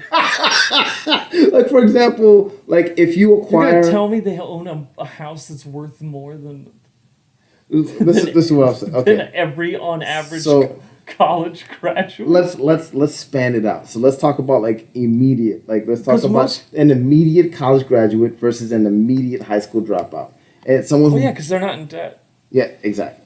So it's like assuming that that's what we're talking about, then you're misrepresenting the economics. So like someone who immediately graduates is liable to be in debt. Someone who immediately drops out of high school is liable to not have $40,000 in a loan. So yeah, the person high school dropout is but that has nothing to do with white or black. That has everything to do with the economics of the investment that you make to go to college. So it's like that's a misrepresentation. Let's assume that we're talking 40 years later. Let's assume we're talking about 50-year-olds. 50-year-olds who are high school dropouts versus 50-year-olds who were college graduates. There's no way that they have less wealth. Well, this is the way I'll measure. Like if you have because being a dropout, you're like 3 times more likely to be in prison. Yeah. There's no way long term that's a net positive on college educated people. But I'm saying like if we're talking wealth wise, it's like you might have a house that is worth like $500,000, and like the other they wouldn't even high have school dropout. They would be able to afford that. But this is like I'm saying like not the high school dropout. Let's say the college the college graduate has a house that's worth $500,000. It's like, all right, cool. You have a house that's worth $500,000, but you have $250,000 more to pay on it. Versus the high school dropout who has a house that's worth $250,000, but he paid half of it. So it's like, okay, so the amount of equity that he could tap into versus the other person is, or the amount of debt that he's in versus the other person. Ow. Uh-oh. It's not as much. Right. So it's like, the black. You hear my knee? Yeah, old man. So it's like, you might, and I did that reverse. Like, the black person might have the college. I understand what you're saying. Could tap into more access to money because he has more equity, so he could take out a bigger loan. But overall, wealth wise, he has less wealth than the person who doesn't have the access to that equity. But it's like, that's a misrepresentation and lack of understanding about economics. And it's just like instead of talking about the prospects of like jobs, like, okay, well, if you graduate from high school, you're going to be able to make twice as much as you would, or you're more likely to have a job versus if you drop out of high school. And like the fact that they put they measured it in terms of wealth, it is like a misinterpretation of it, and it's dangerous, and that's why I think it's a poorly made point. It makes it seem like he's encouraging. They have better economic opportunities. Right, which is not necessarily true. Like you could be more in debt. Not true. Yeah, I mean, you could be more in debt. A lot of the richest people in the world are in debt, or the wealthiest people in the world are in debt. It's like, they have access to these to be able to take out these loans, and then it's like, all right, but their assets in the stock market or their properties are generating so much income that they're able to pay it off in a couple months, or their business is progressively doing better than it was last year. So even though they're in debt, they're still generating way more income than somebody who dropped out of high school would. But it's a gross misrepresentation and lack of understanding. This goes way beyond the lack of being able to dive into accurate historical facts. Anyways, economics. Dive into that another day. And then one of the writers, your favorite, the bigger black guy with glasses, he said he made the point that there were other amendments before the 13th Amendment, trying to say like, oh well, my freedom wasn't important, it wasn't necessary, like they didn't care about me that much, but then you It's just so hard to. Oh, just to say that amendments 1 through 12 also apply to black people. I don't think people understand politically what the fuck. Yeah. How the world works. Yeah, I agree. And how the South worked, and how. It's just. I mean, they don't understand that there's people in 1776. England was backing the South. Yeah. Because they could be able to do the trade work. Yeah. And they had more of like family prestige and legacy wealth, so that resembled what they had with like monarchies and aristocracy. So they were like, okay, this is who we can trade with and deal with, and this is what we like. We don't like this chaos that's happening in the north. Yeah, new industrial thing that's independent of us, because like, oh, you doing good in manufacturing your own goods. It's like, yeah, we could buy it from you, but and then like every single founding father was like against slavery. Yeah, not every single, but there was a lot. And that's what I was Benjamin trying to say, Franklin was like the only one who was for it. Yeah, I'm all about the Benjamins, baby. He wasn't all about you, baby. But like all the ones that like became presidents. Yeah, I'm pretty sure all of them. Adams, Madison, Jefferson, Washington, they were all like against slavery. Yeah, I don't know. I know Washington was, but yeah, all that to say, like those people, even like way before the Civil War in 1776, and even before that, before America was America, who were against slavery. I mean, it's like you're discounting the entire. But at the point in time, they needed everybody to come to like it. Yeah, it would create chaos to have ended slavery at that time. Like half a century before the Civil War, there was organizations of people laying down the roots of what would become the Underground Railroad, and it did start with Harriet Tubman. So it's just like they're discounting like large segments of history that's just not even like we can't even have. It's hard to have a proper conversation with someone who simplifies it by free black people, 13th Amendment, okay. It's like, but then you're also like bankrupting the South. Yeah, it's just so fresh off of the Revolutionary War. Yeah, it's just not even. It's not even. It's too much. These are deep dives in and of themselves that go way beyond the scope of what Stewart and they were talking about. But it's just the simplistic binary view of history. It says reparations. Crazy. Yeah, that's another like there's people who talk about reparations, and there's like a way to talk about it and framing it in a constructive way that's like will be applicable to like these things that it's direct like impossible. To. Well, like I mean, I think everybody would have to get DNA.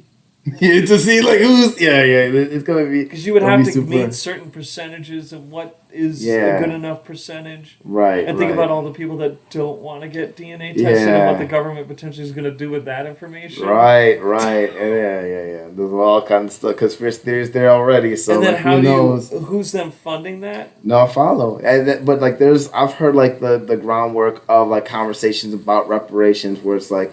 Okay, well, it's just like, well, they should just, instead of contributing specifically to the bank accounts of people of 35% or more, it's like, well, they should, this money from these institutions that were, became wealthy or established largely because of slavery goes towards, they should pay reparations to these systems that help out these communities or these societies. So that's dangerous. I know it is, but there's a conversation to be there. I just don't think that they framed it. Because then that's just money exchanging government officials' hands.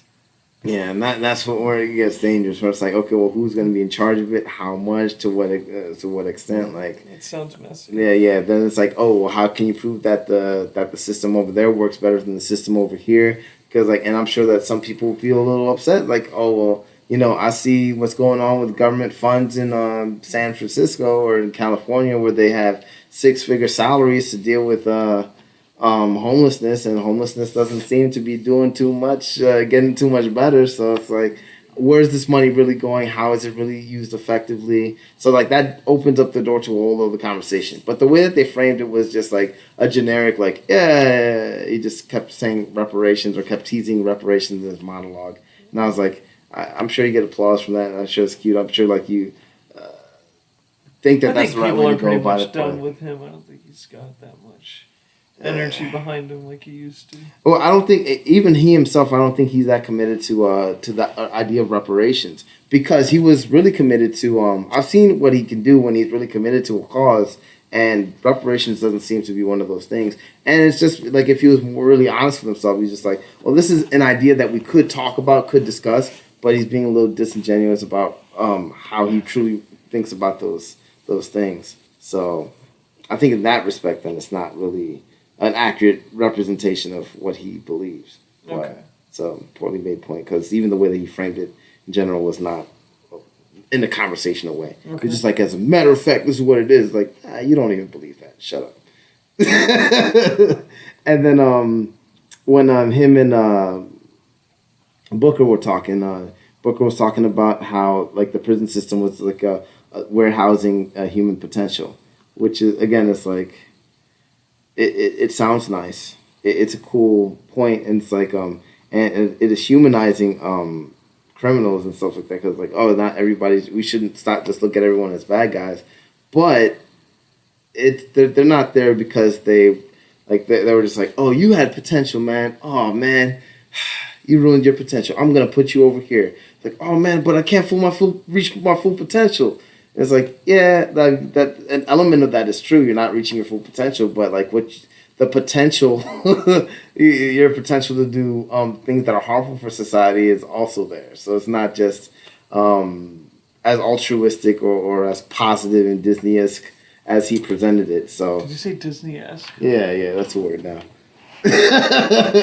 Yeah, we tax the property now. It's a word. But I thought there was some. So that was some of the bad points. That was I just wanted to finish that off. But yeah. So, but some of the well-made points I want to say is that Booker said that America is the best of humanity, and it's like a symbol of a bunch of multiculturalism, everyone coming together to try to do better for That's themselves. good. So I thought that was phenomenal. That's some positivity. Yeah. So when he presented it, and seeing, that's what I'm saying. Like when like this thing that Jon Stewart created, this dialogue, that came out of it, and I was like, that's a good way, a positive way to look at it. It was all counteracted for what went viral. So. Yeah, no, but I'm just like content wise, it's like there's a lot more. There's a lot of richness in the conversations that he's had with other people than that viral moment. Unfortunately, people pay attention to the shit that pisses them off, and but like there's some good stuff that came out of it. So I just don't want to paint him like that viral moment wasn't everything that was Jon Stewart. There was some real good parts about it.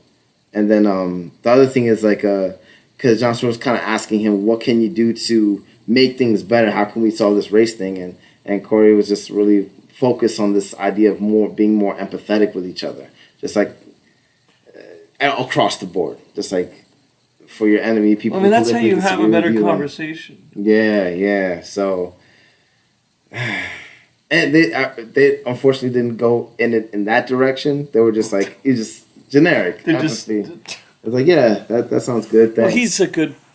I don't want to say good, but he's like he's a smart politician. He's not an idiot. Like he knows what he's doing. Right. 100%. But so yeah, but it's like, oh, this is a good point, and it's like, and that's good, but like you said, it's good for conversation wise, and so it's unfortunate that that empathy didn't pan out in that viral moment. Because I don't see a lot of empathy getting thrown around during that conversation. But like just moving just in general, like not just that conversation, but in general, that empathy is a good idea. So it's like that's a part that we should focus on. But and I think that one of the most interesting of the well-made points that they had, because I'm not really diving deep into like the intricacies of what they were talking about, because we don't need to. Yeah, we don't have another episode about Jon Stewart. But the other thing that he was saying when it came through, like, oh, what can we do to like better everybody, and to better the discussion about race was about well, to better the discussion about race is to try to be the best version of yourself, and so like and so Corey was talking about like his role as a legislator and how he tries to be the best version of himself, but he doesn't really have all the answers. And outside of being empathetic and being the best version of himself, he didn't really have too much to offer. He was talking about legislatively the things that he supported, and there was a part where Stewart was talking about was it? I keep forgetting the guy's name, but the other senator, the black senator, his counterpart, the Republican senator. I thought I wrote his name down because I'm terrible with names. Well, shit. It's okay. I saw a very interesting thing. Oh, yeah. I think it was Tim Scott. Is that the name? Yes. Yeah. He was talking like about like there was a point where like, oh yeah, well your legislative proposals aren't that much different than what Tim Scott is proposing. And how come you guys didn't want to do it together? How come you guys didn't want to have the interview together? Because we tried to reach out to both of you guys. And I thought it was cool that they included that into the interview. And he was just like, politics and stuff like that. And I think that's what everything kind of boils down to when it comes to Jon Stewart's viewpoint on race and even Booker's approach to the situation. Because, like, he has some really good nuggets of information and ways to approach it. But when it comes to, like, overall, like, how to talk about this or how to move forward, it's like they're so locked into their ideological viewpoint. He wants to impregnate trainees in prisons. Jesus fucking Christ. Oh, yeah, that happened. He wants to try to. That happened.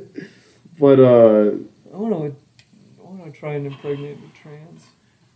Joe, no, it was a trans person who impregnated. Oh, I know. He just wanted. I want to try. Yeah. Swinging dicks and bust a load in. Jesus Christ. Let me know if you don't get your period. Yeah, in honor of Cory Booker. Yeah, that's how we're going to end that. I'm going to try and get you pregnant. Jesus Christ. Yeah. I thought I'd lighten it. Yeah. Lighten the load by busting the load. Oh yeah, so that trans person that got 2 women pregnant, they were arrested for rape. Transition. Oh wait, they were arrested for rape? Holy shit. I think so. I think they were, or sexual assault, something like that. Wow. And then they transitioned to a woman to then not be in, or I won't say that because I don't know the basis behind why they're transitioning. I didn't think they were transitioning. I thought it was this person identified as trans, got put into a female prison, swinging that big old dangling, impregnated two women. Yes. Yeah. So I don't.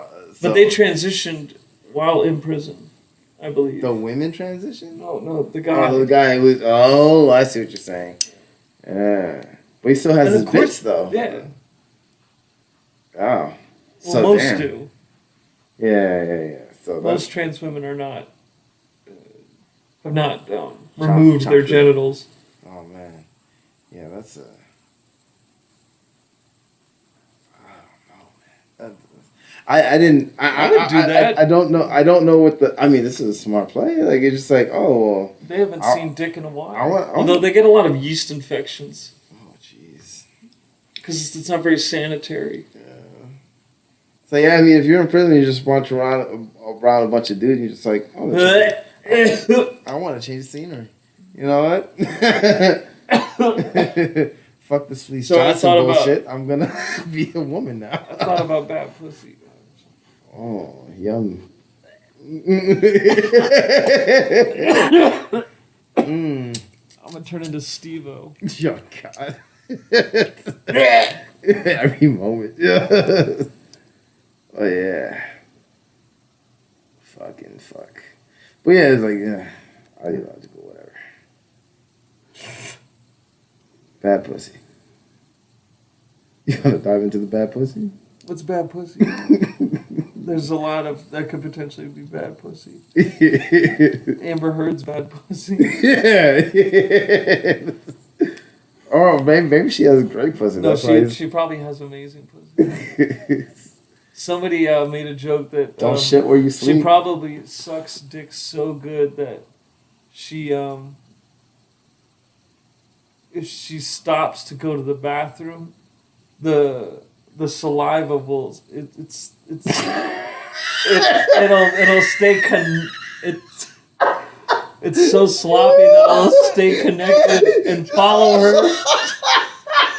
to the bathroom when she goes to take a piss. Yeah. Oh my God. I like that joke. That was a good one. That's true. It's that Big Daddy type of slime, just like. Yeah. Oh man. Be right back. Oh shit. Imagine the hawked loogie that comes after that. Oh. I got all of it out. Oh shit. Yeah, let's try it. That's right. I mean, for Depp to put up with all that crazy shit, and Musk was with her too. Yeah. Yeah, that's right. Shit. Don't forget, Elon Musk tapped that. That's incredible. I couldn't believe the stories that I was hearing. I was just like, well, she's crazy, and crazy is usually associated with wild. Good for Jen. Yeah. I thought that was incredible. Like I couldn't believe like her doing all that stuff and taking a shit in the bed. Yeah, it's like literally shitting where you sleep. And then they got into like an argument, and it was like, I'm sorry I didn't punch you across the face. Yeah, she's like, I didn't punch you. I didn't fucking punch you. I hit you. It wasn't closed fists. I'm like, and he was like, don't tell me what it feels like to get punched. What it feels like to get punched. This is too much. I don't. I like how he still sounded mystical. Yeah. Just walks around this part. They're saying that the missus. He's like, Amber, I just don't understand. I just don't understand. Yeah. You could just keep fighting like this. Yeah. Little crybaby vibes all the way. No, he stays in character. That's what I'm saying. Yeah. Like I mean, all the way from back in the day when he did crybaby, like maintaining that same energy all throughout. The missus, my wife is following that trial. She's like, yeah, like this guy's like coloring in books. Like he has coloring books in the middle of trial. Johnny Depp. He just I was like, yeah, he's a character, man. He's just like, well, I mean, that's just wild. I at this point, I just default to the wisdom of Sean Connery, man. I just, sometimes a woman deserves to get slapped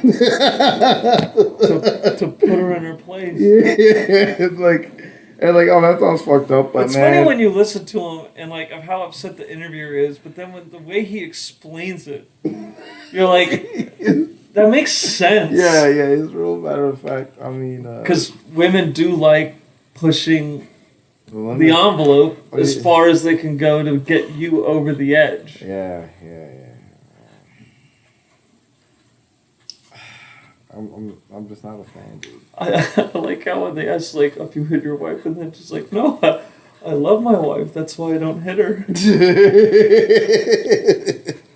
Or no. I think he said something like, it's like, well, she doesn't do that. That's why I married her, or something like that. Okay. Yeah, which makes sense. Yeah, I mean, it's just she doesn't try my patience constantly. Yeah. Because like, why would you want to be with somebody who does that? So I mean, that makes sense. So it's like, I don't know. I mean, like Scheherazade Ali was talking about the same thing, and it was like and hers even a little bit more altruistic, where she was talking about it from the perspective of, well, I don't want, like, I'm not advocating for men to beat their wives, but she's like, or like even to, she's talking about all these other things. Like, trust me, they weren't waiting for me to give permission.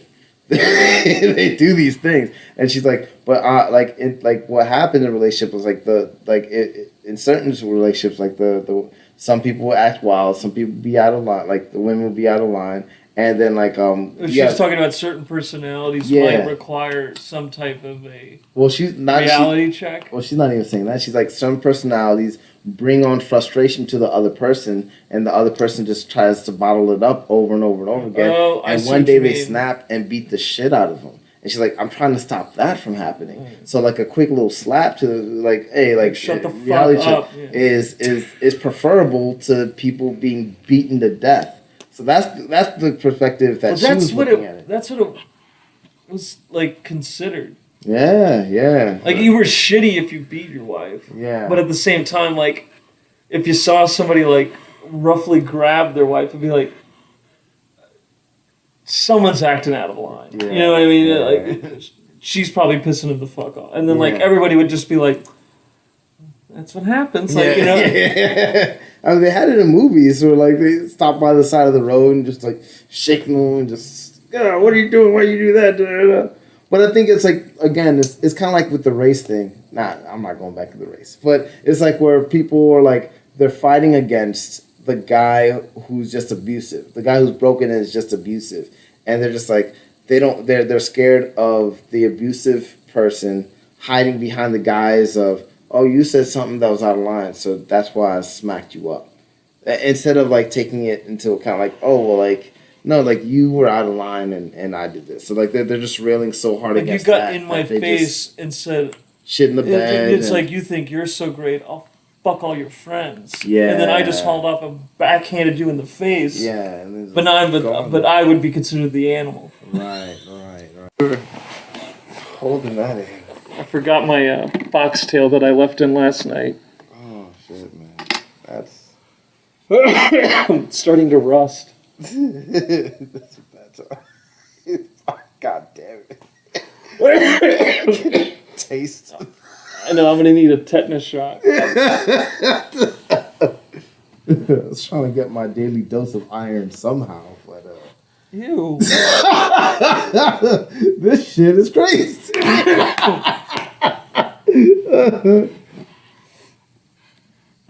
But yeah.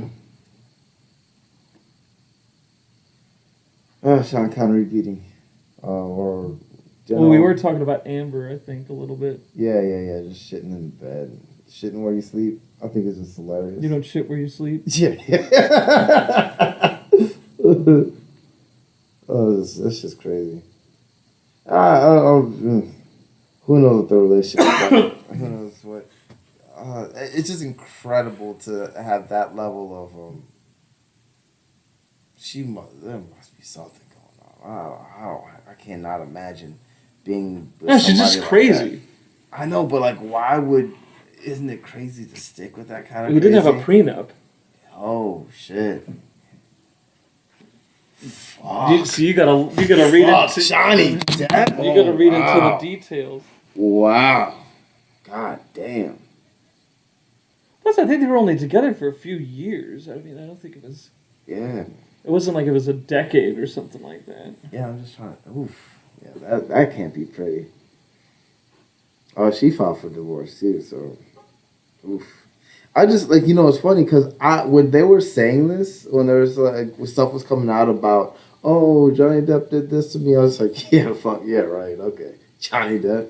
And, like, not like I know him personally, but it's like, you hear about him, like, oh, like, he visited the cancer ward and the terminally ill patients in the Make-A-Wish Foundation. Also, he doesn't have a history of any of that type of behavior. Yeah, he showed up as Jack Sparrow. Like, he does all these altruistic things, and, like, you see, like, I don't follow tabloids that much or anything, but it's just, like, he just doesn't strike me as that kind of character, and, like, I've never heard anything like this spring up, and then it's just, like, when she said that, I'm just like, oh, okay.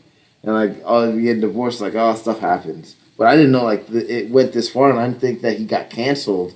And I think I heard about the Pirates of the Caribbean ride being shut down, but I was like, oh man, I love that ride. That's crazy. I didn't connect it to, I don't even know if it's connected to the whole Johnny Depp being canceled thing, but I didn't take into account like how much she like destroyed this dude's life. And it's just like, even on a personal level, like just those kind of interactions, like the way that they're describing it.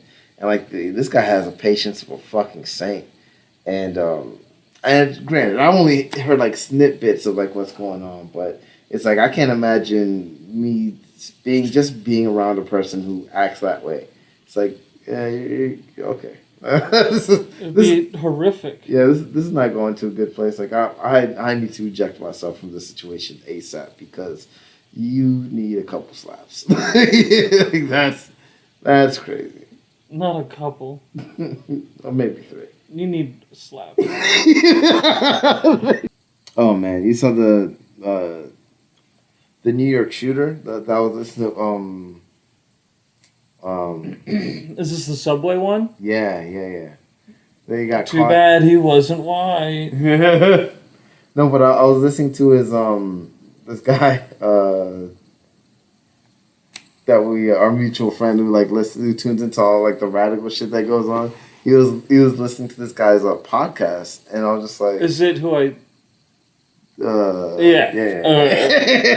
Your reluctance and. Yeah. I think I know who it is. Yeah. I'll tell you after, just in case. But yeah, like he was listening to the New York Shooters podcast, and I was just like, he was just like laughing, like, yeah, this guy's crazy. And I was just like, I can't listen to this shit, man. Like, it was just like, it was just like random ramblings of like loosely tied together subjects of it's almost like, you know, a 5-year-old when they're like telling a story and it merges into another story and it blends in, and then he has a point that's unrelated to anything else that he said. It was kind of like that. It was just like random shit all looped together, and it's like, God, this is fucking it's like the it's like the thing we're talking about off camera. Oh, he is a crazy dude. Yeah, it's fucking disturbed. Oh, just like the DC sniper, the new one. This is a new one? He killed 4 people. Fuck, dude. Or shot. Yeah, you're talking about the guy who driving around in the car with the... No, I'm talking about like 2 weeks ago. Fuck, dude. Yeah. A guy in Northwest had like opened up his window and just like unloaded like 200 rounds onto the street. Fuck, man. Holy shit. He was a Filipino Muslim. Jesus Christ. Speaking about Filipinos, Ilhan Omar reacted to... Not even Asian. It's Muslim. Speaking about Muslims. Ilhan Omar responded to the Christian singer on Easter Easter. Oh, they were in the sky. Yeah. Jesus is the world. He is the family. Yeah. Clapping off feet. I hate white people. But what did she say? She was like, I'm trying to pull up the tweet. She's like, me and my brother are gonna decide to pray on our next airplane flight and see what happens. Wonder how this will end. And everybody's reacting to that, and I thought it was an interesting point. Like, it's just like, where are you going? Are you going on a pilgrimage to Mecca? Are you flying Air Emirates or Qatar? Because they have in-flight prayers that, like, in the little screen up top, and the guy speaking in Arabic and a super soothing voice. And like, is that what you're talking about? Like, I guess it depends. Or like, are you going to Kansas? Like, you might not have the same response as if you were going somewhere else. It's like, yeah, you're right. Like, I don't know what she was expecting. And it also depends on, like, what time of the year are you flying? Like, are you flying around September-ish? September 11th specifically? Like, yeah, it's like September 9th and you're like, hello. Yeah. Like, it depends. People are going to be like, what the hell is that? It depends on what these context clues matter. Like, are you flying to New York? And, you know, like, no, out of New York. Not 9/11. Like, no, are you flying out of New York? Out of New York, yeah.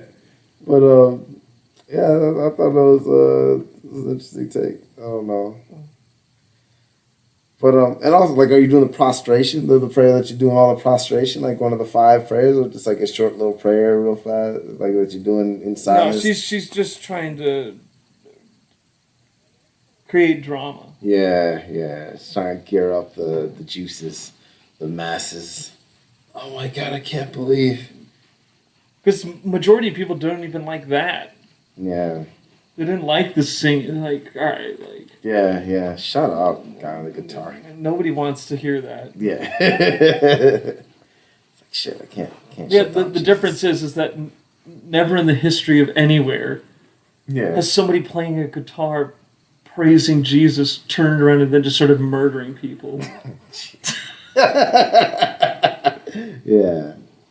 However, there was that little 1, 2, or 3 or 4 things that crusades, but they didn't really play guitars. You don't think any suicide bombers did a prayer before they blew? Yeah, that's a little and that just plays to, like, you're playing on, like, the stereotypes that people have. Like, I mean, there was that one scene in Harold and Kumar go to Guantanamo Bay. I don't think he's Muslim, but he's just a brown-skinned guy. He's Indian. Yeah. I mean, he could be Muslim in India, but it's like he's He's just a weed head, and he has the bong, and he's just like the old white lady's like looking at him, and every time And he looks like Osama. yeah, every time she looks at him, he's like, ha ha ha ha. And he's like, oh man, why did you bring that bong? And they're like, he has a bong.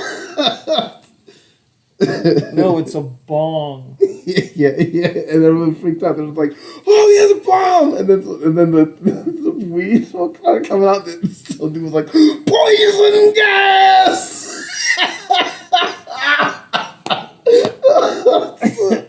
The reactions were hilarious.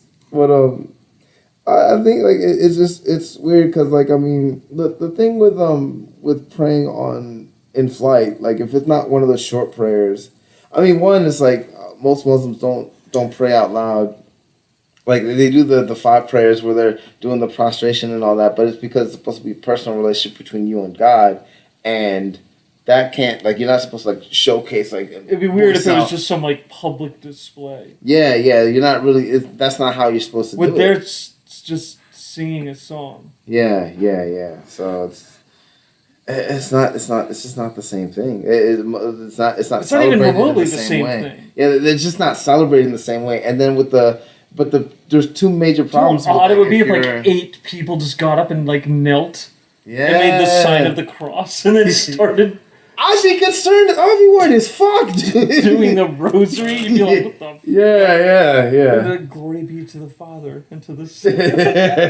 Oh, Jesus Christ. Oh, fuck. These guys are about to go crazy. I've seen Boondock Saints too many times. I got on an algorithm where they kept showing me Uncle Ruckus videos. Oh, that's so good. Thought we were gonna stop talking about race. Yeah, he did like 23andMe, and it came back that he was it was 102% black with a no 102% African with a 2% error margin. Oh my god! So that he was legitimately 100%, and he was like, "Why God? Why am I black?" Yo, Uncle Ruckus is the best animated character of all time. There was another Uncle one. Ruckus, no relation. He's mowing the lawn of like some white family. He's like, I love mowing lawns for the white man. Yeah. And then it was like his brother or something was calling him, and he was like, I've been asking you to. You've been saying you were gonna mow my lawn. It's like I can't see what he said, but he was saying like, the white man comes first. I have to serve my duty. I remember the flashback when he was a kid, and he was thinking about like his dad like beating the shit out of him. That was such a good show. But yeah, even when Muslims like pray over food, it's like they have their hands like it's a silent prayer. It's not really like something that they're like trying to showcase to everybody because it's not about that. Uh-huh. And there's 2 big problems. Like if it is one of the 5 prayers, it's like you have to face Mecca, and then you have to do the postulation and stuff like that. And like you just don't see people like do it like out in the middle of the aisle because it's like you don't want to invade anybody's space. And it's not like it's like one of the tenets like where it's like you have to respect other people. It's just a situation that would never happen. Yeah, because like, and that's why you don't see it. Like you see, like before flights, there's large groups of Muslims that would pray before flight, but that's like, and a lot of people work at airports who are Muslim, and they pray. They have the prayer rugs all over the place in the baggage claim areas. They're constantly doing that. Yeah, all the time because that's part of their faith. Like that's fine, but like usually it's a quiet space or away from everybody. I mean, I'm sure it happens in planes. Like, hey, real fast, I need to get this prayer. They talk to a flight attendant. Can I use this little space in the back? Yeah, sure. Like that happens, but it's just the way that she's presenting it is like she's assuming like she's trying to lay down a trap, and then because I mean everybody would feel weird if like some Muslims just like overtly in everybody's face just started praying to Allah. Yeah. Everybody would be like, yeah, this is really weird. Yeah. And like I've seen videos of people singing on planes. Yeah. Like that's not odd. Yeah, it's not the same thing, bro. I have never seen a video of people praying. Yeah, but the bad thing, I think the worst thing about everything that she's doing, I think it's like a misrepresentation of Islam, because it's like the whole thing is you're not supposed to unjustly act violence against anybody. So, and violence, like even like invading somebody's space, where like everybody bought these plane tickets. So if you feel the need to postulate and do all this stuff with people around you and inconveniencing people around you, you're invading somebody else's space. So it's like a form of violence. And they're not about that at all. So I mean, the fact that she's presenting it in this way, it's like, yo, what the fuck are you doing? Like, it's not even, and if you're like in the middle of the flight, it's like, oh, which way's Mecca again? Like, do you have like a weird latitudinal, longitudinal map out in your head where you like you could have a compass. Yeah, but I don't imagine that there's I bet there's an app like for it. I guarantee you there's an app for a compass. Yeah, no, but I'm saying I don't imagine anybody like popping it open or looking at the app. I see what which you mean. way treat in the middle of a flight like, oh, excuse me. Like Where's East? Yeah, I don't see it happening. I don't see it happening. But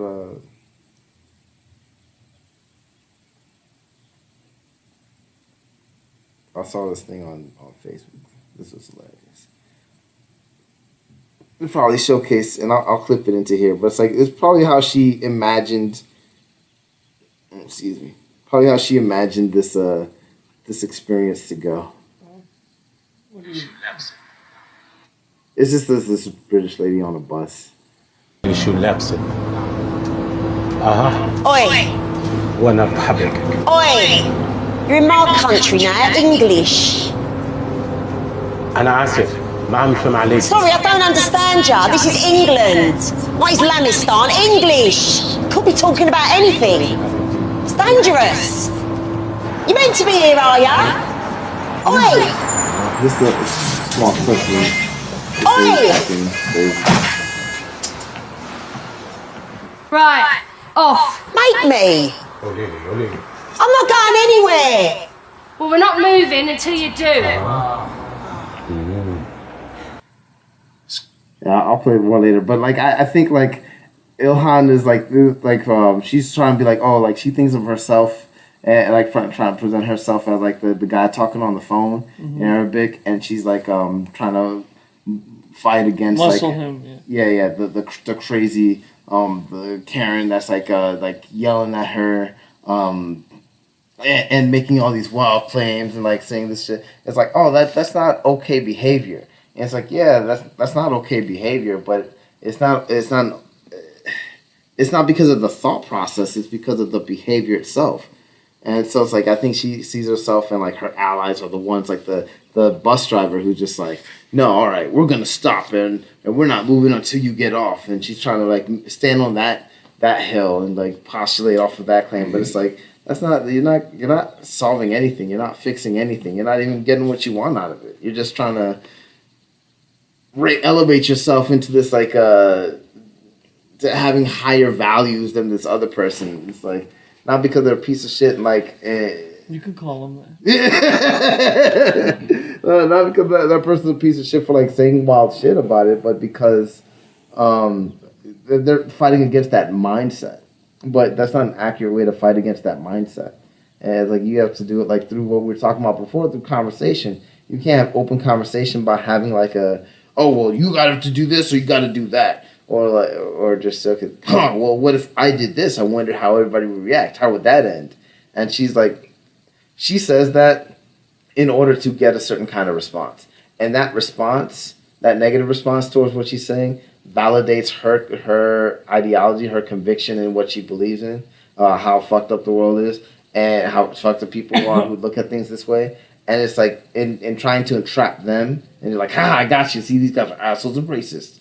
It's like, well, she just fell for her own ideological trap instead of like acknowledging that, like, no, like saying this kind of stuff out in the open is just fucked up, because that's just a fucked up thing to do. Like, if you just have that thought and you just have it internally, and like you have a discussion with this person about it, or you pull the person aside and you have a discussion with them, There's nothing wrong with that. There's nothing wrong with having different ideas and then like having conversation and growing from there. But You just can't go about it in that type of a way. yeah.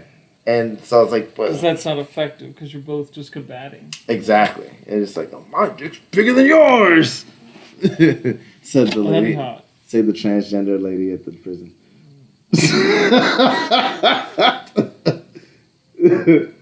But I thought, this was I like to imagine that what we're doing is a little bit more masterful than that. We're like getting mad and outraged at the wildness and the craziness of like her and the crazy people reacting in that stupid kind of way, and trying to like sarcastically and flesh out their ideas and like, hey, so what do you really mean by that? Like, what's the deeper implication of this, or where were you going with this thought process?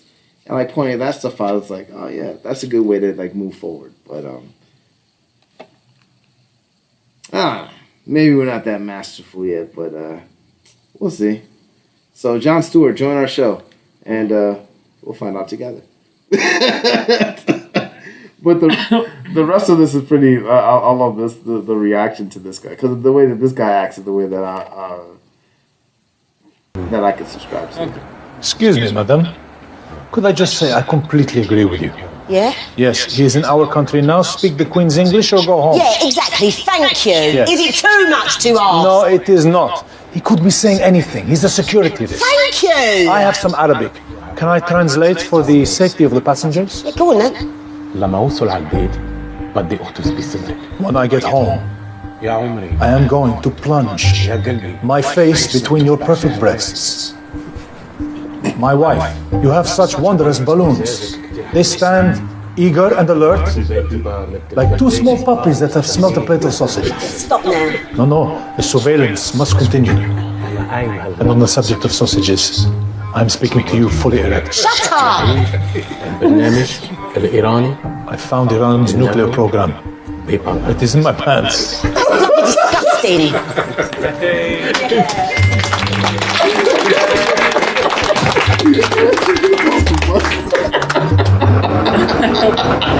I have found Iran's nuclear program and it is in my pants. So that's I am speaking to you now fully erect.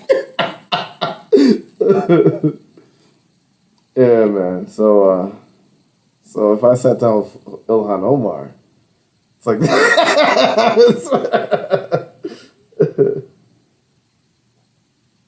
but yeah, but I mean that's more so like in line with Cory Booker's mentality when he was talking about looking at things like more empathetically. It's like, all right, like we could come together and we could have these discussions type of thing instead of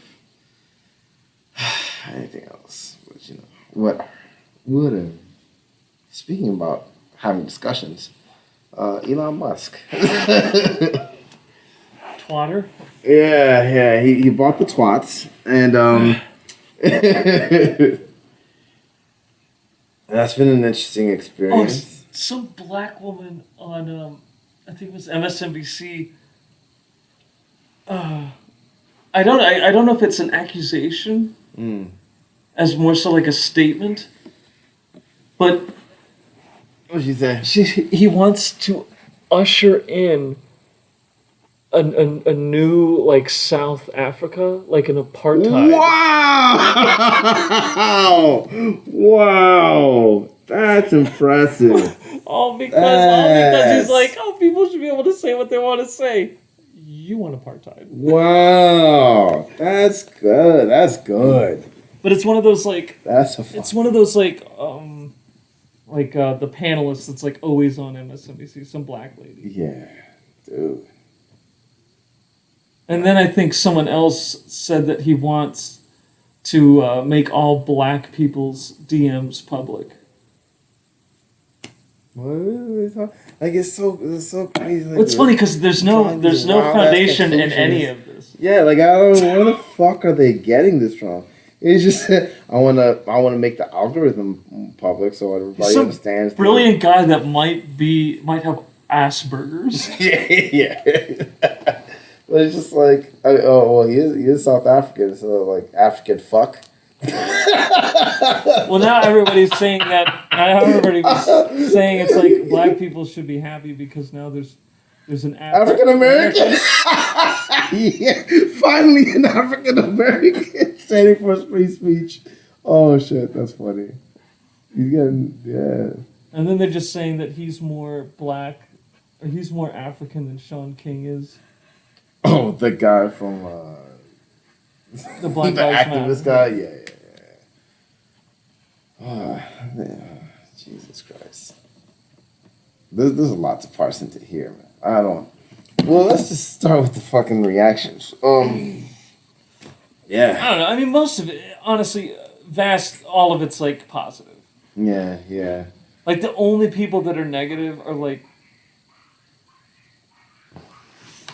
something was about to die.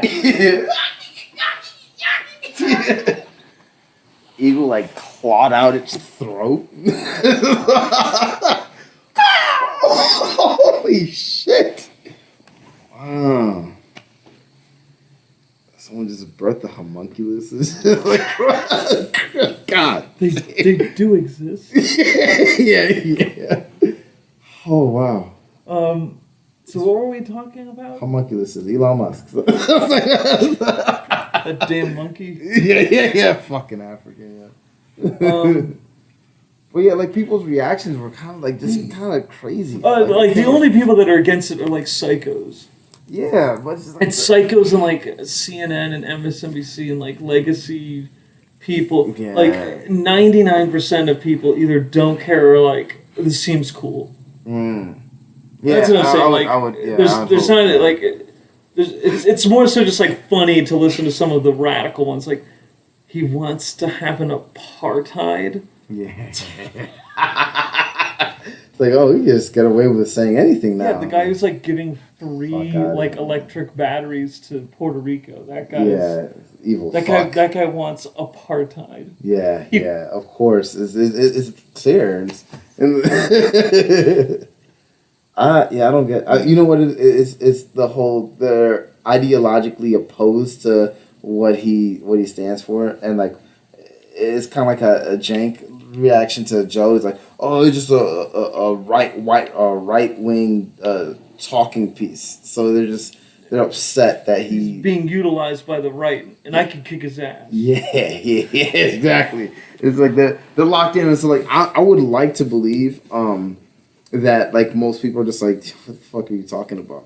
But my fear is that like there's a lot of people who would follow and listen to these people and respect what they're saying, and they're just like, oh, what's this crazy guy trying to do? This apartheid, he's taking over Twitter, and like the guy was going on the rant like, oh, he's gonna shadow ban people and political opponents. You wouldn't even know until after the fact. Oh, that the guy on MSNBC who just basically perfectly described what was already happening. Yeah. Which is why he bought it in the first place. He's trying to fight against that shit, and they're just like, oh, well, he could do the same exact thing that we're doing, but just on the opposite spectrum.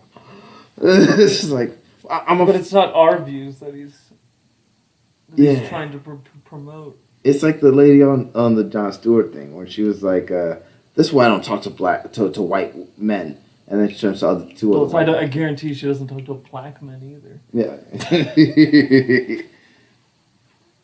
Maybe there's a couple, but they're she's in making her a living talking about black ideology. issues to white people. Yeah, I'm sure. Like, I wouldn't be surprised if there's some black people who can subscribe to her ideology. I very much doubt whether they live in the same stratosphere that most people are exposed to. I'm saying an average black, like normal black people, would probably not like her as a person. Yeah.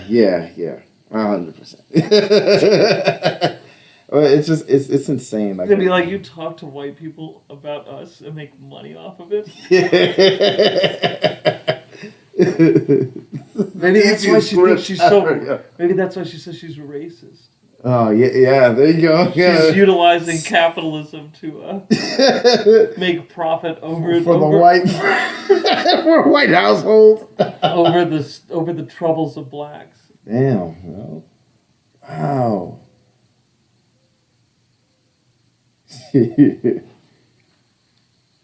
Accurate depiction of herself, then.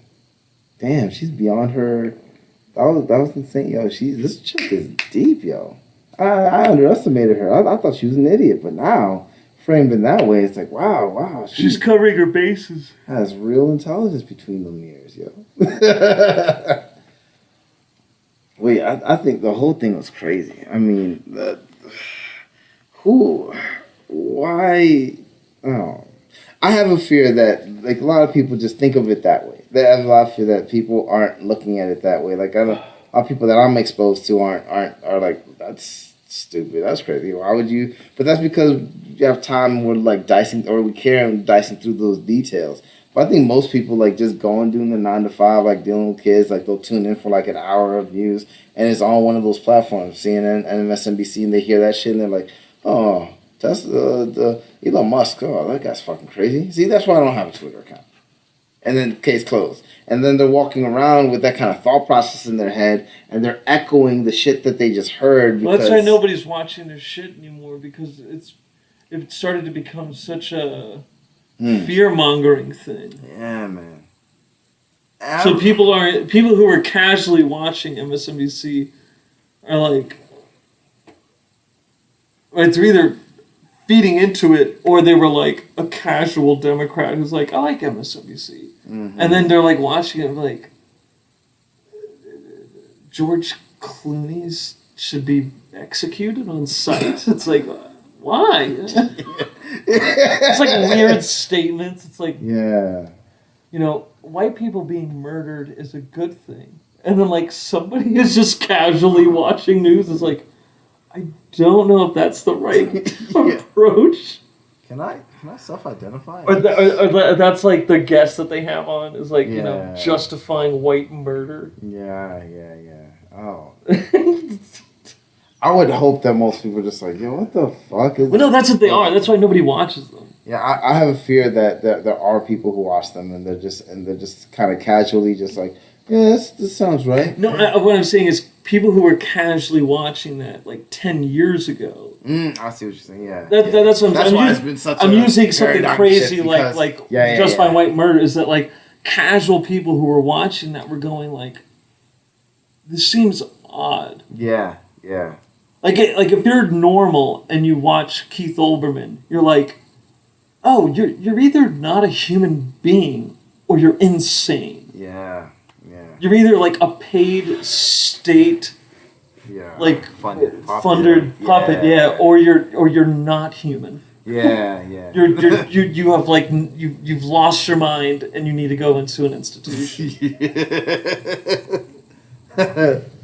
Yeah, it's like lecturing people about like the vaccine and shit, and he's doing it with the view of his penthouse suite in Manhattan, skyline view in the background. Yeah. So like everybody's like, well, disconnected from the rest of us. Because during the lockdown, so like nobody can go outside. I'm like, you're in a penthouse suite. Yeah. Sure, you're suffering, bro. Like, I'm so sorry for you. So anybody who was remotely not 100% with him was going to look at him, say that, and be like, well, and that's why he's not even on MSNBC. Yeah. Because he was too crazy for him. You know what? That just kind of opened up my understanding of like, wow, like, I didn't think about that. Like, if you have that much money, like, you're probably not touching those aspects of society that. Well, that's why people did that video about George Floyd. I take responsibility. Yeah. You remember that? Yeah. Fucking cheese, yeah. I liked Aaron Paul's. I take responsibility. Like you acted to help to let black people know that you care about the senseless murder of them. Right. Oh, I just fucking can't. You can't think of anything else to do. It's like no, because in their heads they're like, I want to help and I want to be a part of it, and I can show my emotion and what I really am feeling about this. Yeah, it's like fucking. No, but that's the thing, and then their publicist gets at them, and they're like, so hey, I'm gonna do this like, and then they're like, oh, that'd be good. Like, yeah. Or the publicists think it's good, and they're like, oh, we can get out in front of this. You can be on this. It's like we've got these like celebrities are gonna be in it, and they're like, oh, this sounds good. I care about these issues. Black people are suffering. I just and then they go and they go and do arguably the most insensitive piece of shit thing. Yeah, it's just I'm trying to imagine like I appreciate it. You take responsibility while you live in like Silicon Valley in like a $5 million house, and you're not using like I remember watching like HBO like you watch like before a fight they have the pre joints where the 24/7. Yeah. So like you going through their life and they have that sit down. They're talking with the fighters, and I remember watching this one dude, and I don't remember his name, but he was talking about how he was building a couple gyms in his in the community he used to live in. And in order to give back to the community, he's like, "Oh, I want to offer an opportunity to someone who lived in that situation that to get out like I did." And I'm just like, "Oh, okay." Like it's like, "Oh, it's noble," but it's like, but you'll probably do better by putting money into a charter school, advocating for. Not necessarily. The gyms get them off the street, and then it helps them being able to focus their violence. Yeah, it does. It does do that. But the thing is that they're not everybody in that gym is gonna become a prize fighter. And if you do, like you're gonna probably make less than the person who's working full time at McDonald's. But it teaches them discipline. Yeah, it does. But it also teaches them how to fuck someone up. And some people just use that in negative ways. So that depends on who's the teacher.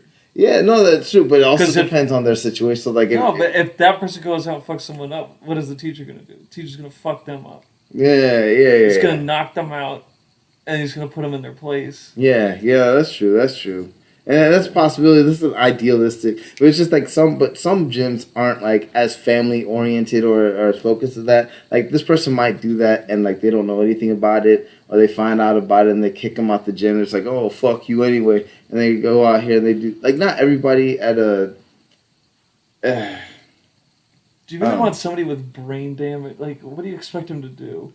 I know. Well, that's the thing. I'm not expecting so much out of this guy, but I understand like it's a noble action. But I feel like with that amount of money, if you really want to do what's best for your community, it's like I think you'd be doing a lot more by encouraging reading or encouraging funding for specific. You're asking a lot from boxing. But this is my point. I understand that he doesn't come from a place and has the data in front of him to see what's best for his community. Right? But I don't have that same level of expectation for people who have the free time to be to look this stuff up that they claim to care about. But they're over here making these nonsensical, pretentious, emotional catering. I think you're picking the wrong person to attack. No, I'm not attacking the boxer. What I'm saying is that I expect this kind of behavior from the boxer because this is the life that he knows. This is the experience that he knows, and for him, this makes the most sense impactfully. So what are you saying then? I'm saying that I expect that from him, but like the people who are over here and like, oh, I'm responsible for I take responsibility. That's right? Isn't that what they were saying? Yeah, something to that extent. Like I couldn't. I think it's I take responsibility. But that has a lower level of intellect and a lower level of impact on those communities than what that boxer did. And see, that boxer, that was his entire life. The thing that saved him was that discipline of boxing, and now he made it big time. He's on TV, about to make some money on pay-per-views. Uh-huh. These people that are like making these emotions, they're not even putting money into it. They're probably getting paid for the fucking commercial. and then so they're not even putting money into the communities in any kind of capacity, and they're making these emotional solicitations like as if it's somehow gonna fix the fucking problem. And it's like you have so much fucking time on your hand to just read a couple things about what's going on or what works, and you don't spend any of the time doing any of that shit. Now I'm just thinking of the Imagine video. Oh, the Imagine Dragons showing. No. Which one? John Lennon's Imagine. Oh, remember during the pandemic they did that? Yeah. Little. There you go. Yeah. You're welcome, America. Yeah. It's so frustrating because I'm just like, yo, what the fuck? People were committing suicide. Yeah. Oh, yeah. And relapsing from. Yeah. They're like. Yeah. It's like such a fucking tone deaf response to what the hell's going on. So I'm just like, I can't even explain that. I'm really enjoying myself through this pandemic. You can too. While they sit on like a $30,000 or 30,000 like square foot house. Yeah. In home movie theater, basketball court, da. See, that's what I'm saying. Like, at least with the boxer, Indoor and outdoor pool. Yeah. I could understand. I respect, and it could be explained why the boxer is he's doing taking what he knows, and he's right. Yeah. But what the fuck is these guys' excuses? They're Like, what the fuck are they saying? So I'm just like, it's crazy. It's like the lady who was trying to boycott or protest that one NBA owner, the Timberwolves guy, who walked out on the middle of the courts. Well, there was a few of those though. Oh no, the lady who got like tackled, dragged away by security. Yeah. On the court, it's like, wait, like. I think he had some connections with a company that had issues with animal cruelty or something. But this is my thing. Like, I don't even know the details of the case, but my thing is like, with the money that she spent to buy that near floor ticket, she could have used that money to do some real good to help X amount of animals if she really gave a shit.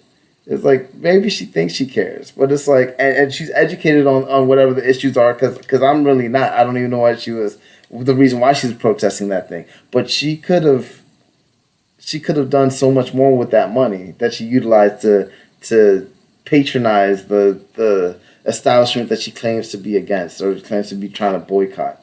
And it's like, and it's not like she was like, oh, I'm raising awareness for this cause and donate to this. It's like, no. She just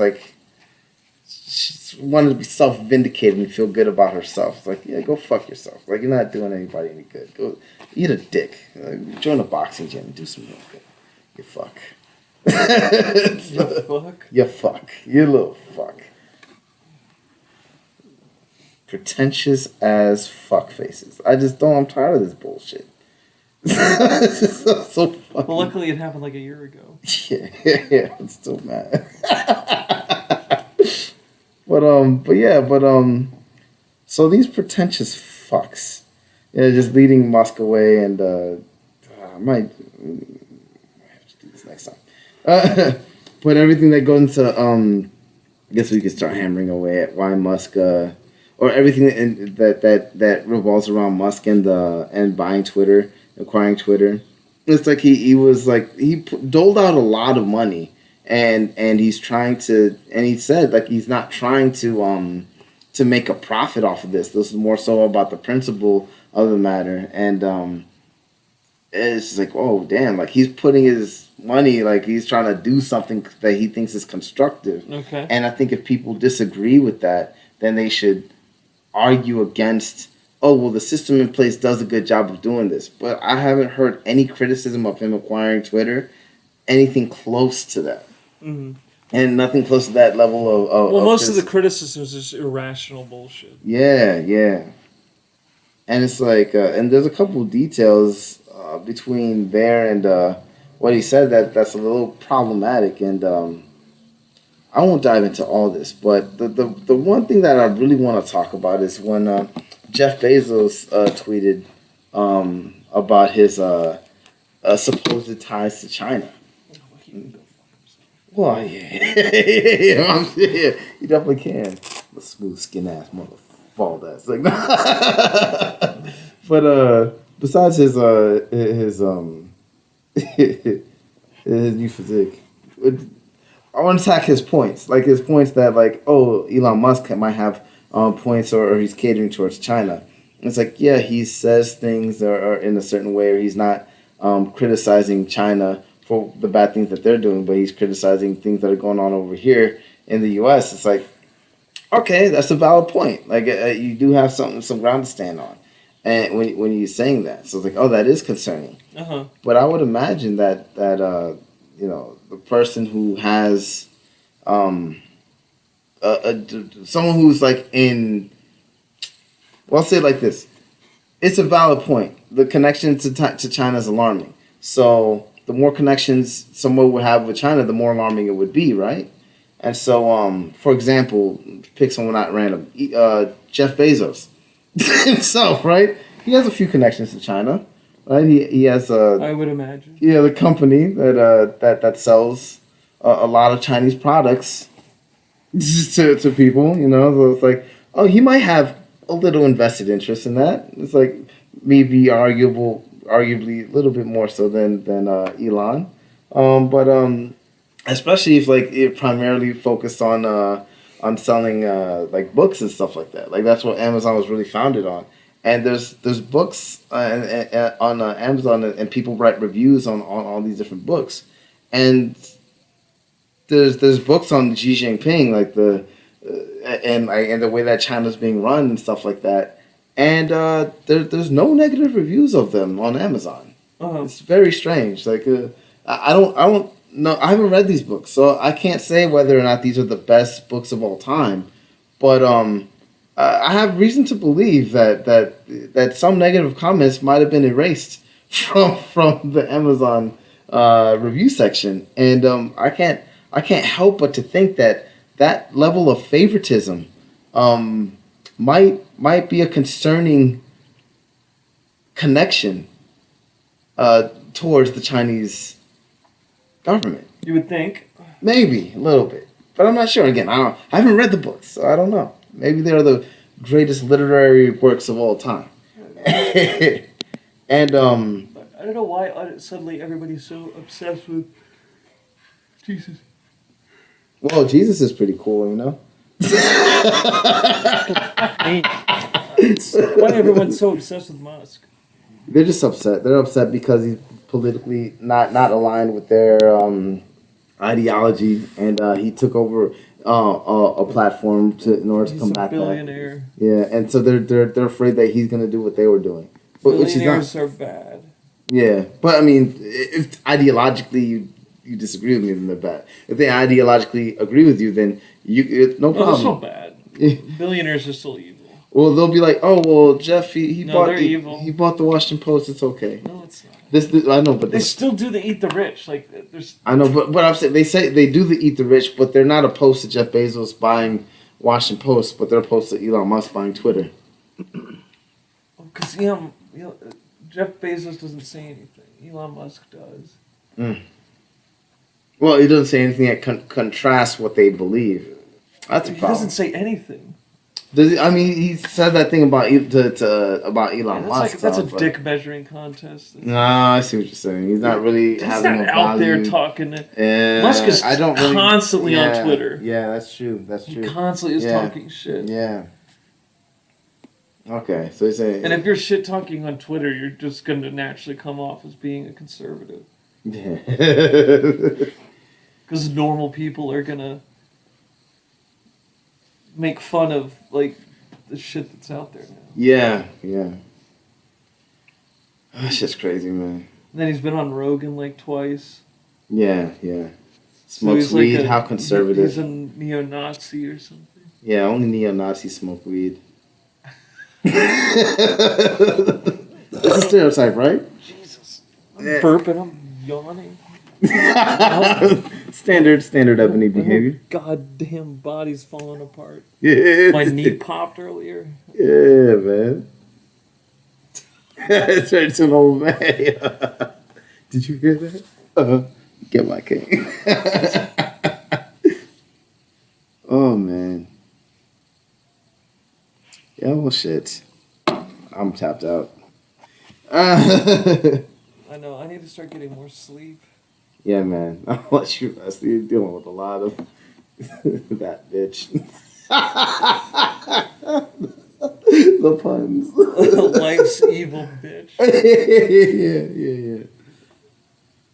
Oh, yeah. There's some other stuff about Elon Musk that I want to tap into, but I don't even know if we have the time. But I mean, essentially, we pretty much covered it. It's just that how outrageous the reactions were and the connections that Twitter has to the kingdom and how the Saudi Arabia, and they were just like they poison pilled the whole deal at first because they're just like, well, we don't agree with the things that Elon is trying to push for. Elon said that he wants to move it from a public company to a private company, so he has like more ability to do to be more steer it in a more positive direction, the way that he sees it. And it's just, and I was going to bring up an example like, that guy who had that private company who he had people who were making like $45,000 a year. And then he bumped everybody. He took a pay cut and started paying everybody $70,000. Damn. Yeah. But that's because he had a private company. You can't do that if you have a public company. Yeah. So it's like there are things that you could do in order to help that out. And didn't this company fail? I don't know. I have no idea. I see him all the time. Wasn't that the guy that was trying to give a livable wage or something like that? I know he was talking to Andrew Yang at one point. And he was saying how he was doing this and he talked to the other guy that you like, the Indian guy or Iranian guy, business guy. Oh, Patrick Bet-David. Yeah. I don't know these names. I lean on you because I know you know these names. I'm just like, I don't have to commit any of this to memory. So I don't know if it failed. I think it was still successful, but I don't know if he ended up selling it off. That was a couple of years ago. That's how that No, interview. I think it failed. Oh, poopy. Well then, that sucks. Because there wasn't enough revenue being brought in, and it was too much cost. Yeah, damn. Well, shit. That was a terrible example. I'm pretty sure it failed. But it's like there's just directions that you could take if you have a private company as opposed to being beholden to the stakeholders of a publicly traded company. And it's like, I don't think that's such a terrible thing to propose. But it's what it is. And then I really wanted to dive into the whole Amazon Union thing, but that would take too long. But shit, again, Jeff Bezos' creation. I don't see Tesla employees unionizing, so maybe something's going on at Amazon. Tesla, they're probably making good money. Yeah, there's not a lot of low wage jobs there. So, but I'm just saying, like, for Jeff Bezos, kind of like postulating like he cares about these things, and I just don't fucking. I don't think so. I'm not convinced. I'm not convinced that he cares about his employees, let alone ties to China. I think he could give less of a fuck. I think it's all self-serving bullshit. But China. Yeah, China. But shit, man, let me get out of here. Gotta do some shit, and you gotta go to sleep. So, yep, that'll be it for today. So sorry for the being stuck on race, but I'm black and I'm sorry. And we'll touch on more current events as they pop up. And we'll try and lighten it up a little. Yeah, with the transgender sex toys. And that'd be cool. Like a dildo converting into a pocket pussy. No, the dolls. Oh shit! You can have it's got the tits. Holy but then it's got the dick. Damn. I'd sit on it. Yo, we're about to change. Whoa, we're in the wrong business. You gotta stop the YouTube shit. I know. Start manufacturing. Call China. We got cheap trans dolls. Yeah, Xi Jinping. Xi Jinping.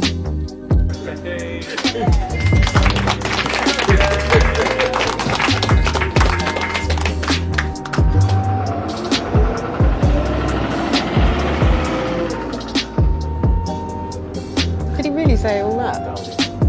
I'm just the translator. Don't shoot the messenger. Busy day. I work at the surgery, so yeah, every day's a busy day. You're a doctor? A nurse? A nurse with the National Health Service. You must be very proud. I'm very tired. Will that do? Where are you from? Damascus. Are you registered with a GP, a doctor? Actually, no. You should come down. We're on North Street. I will. Wondrous balloons. It's our wedding anniversary.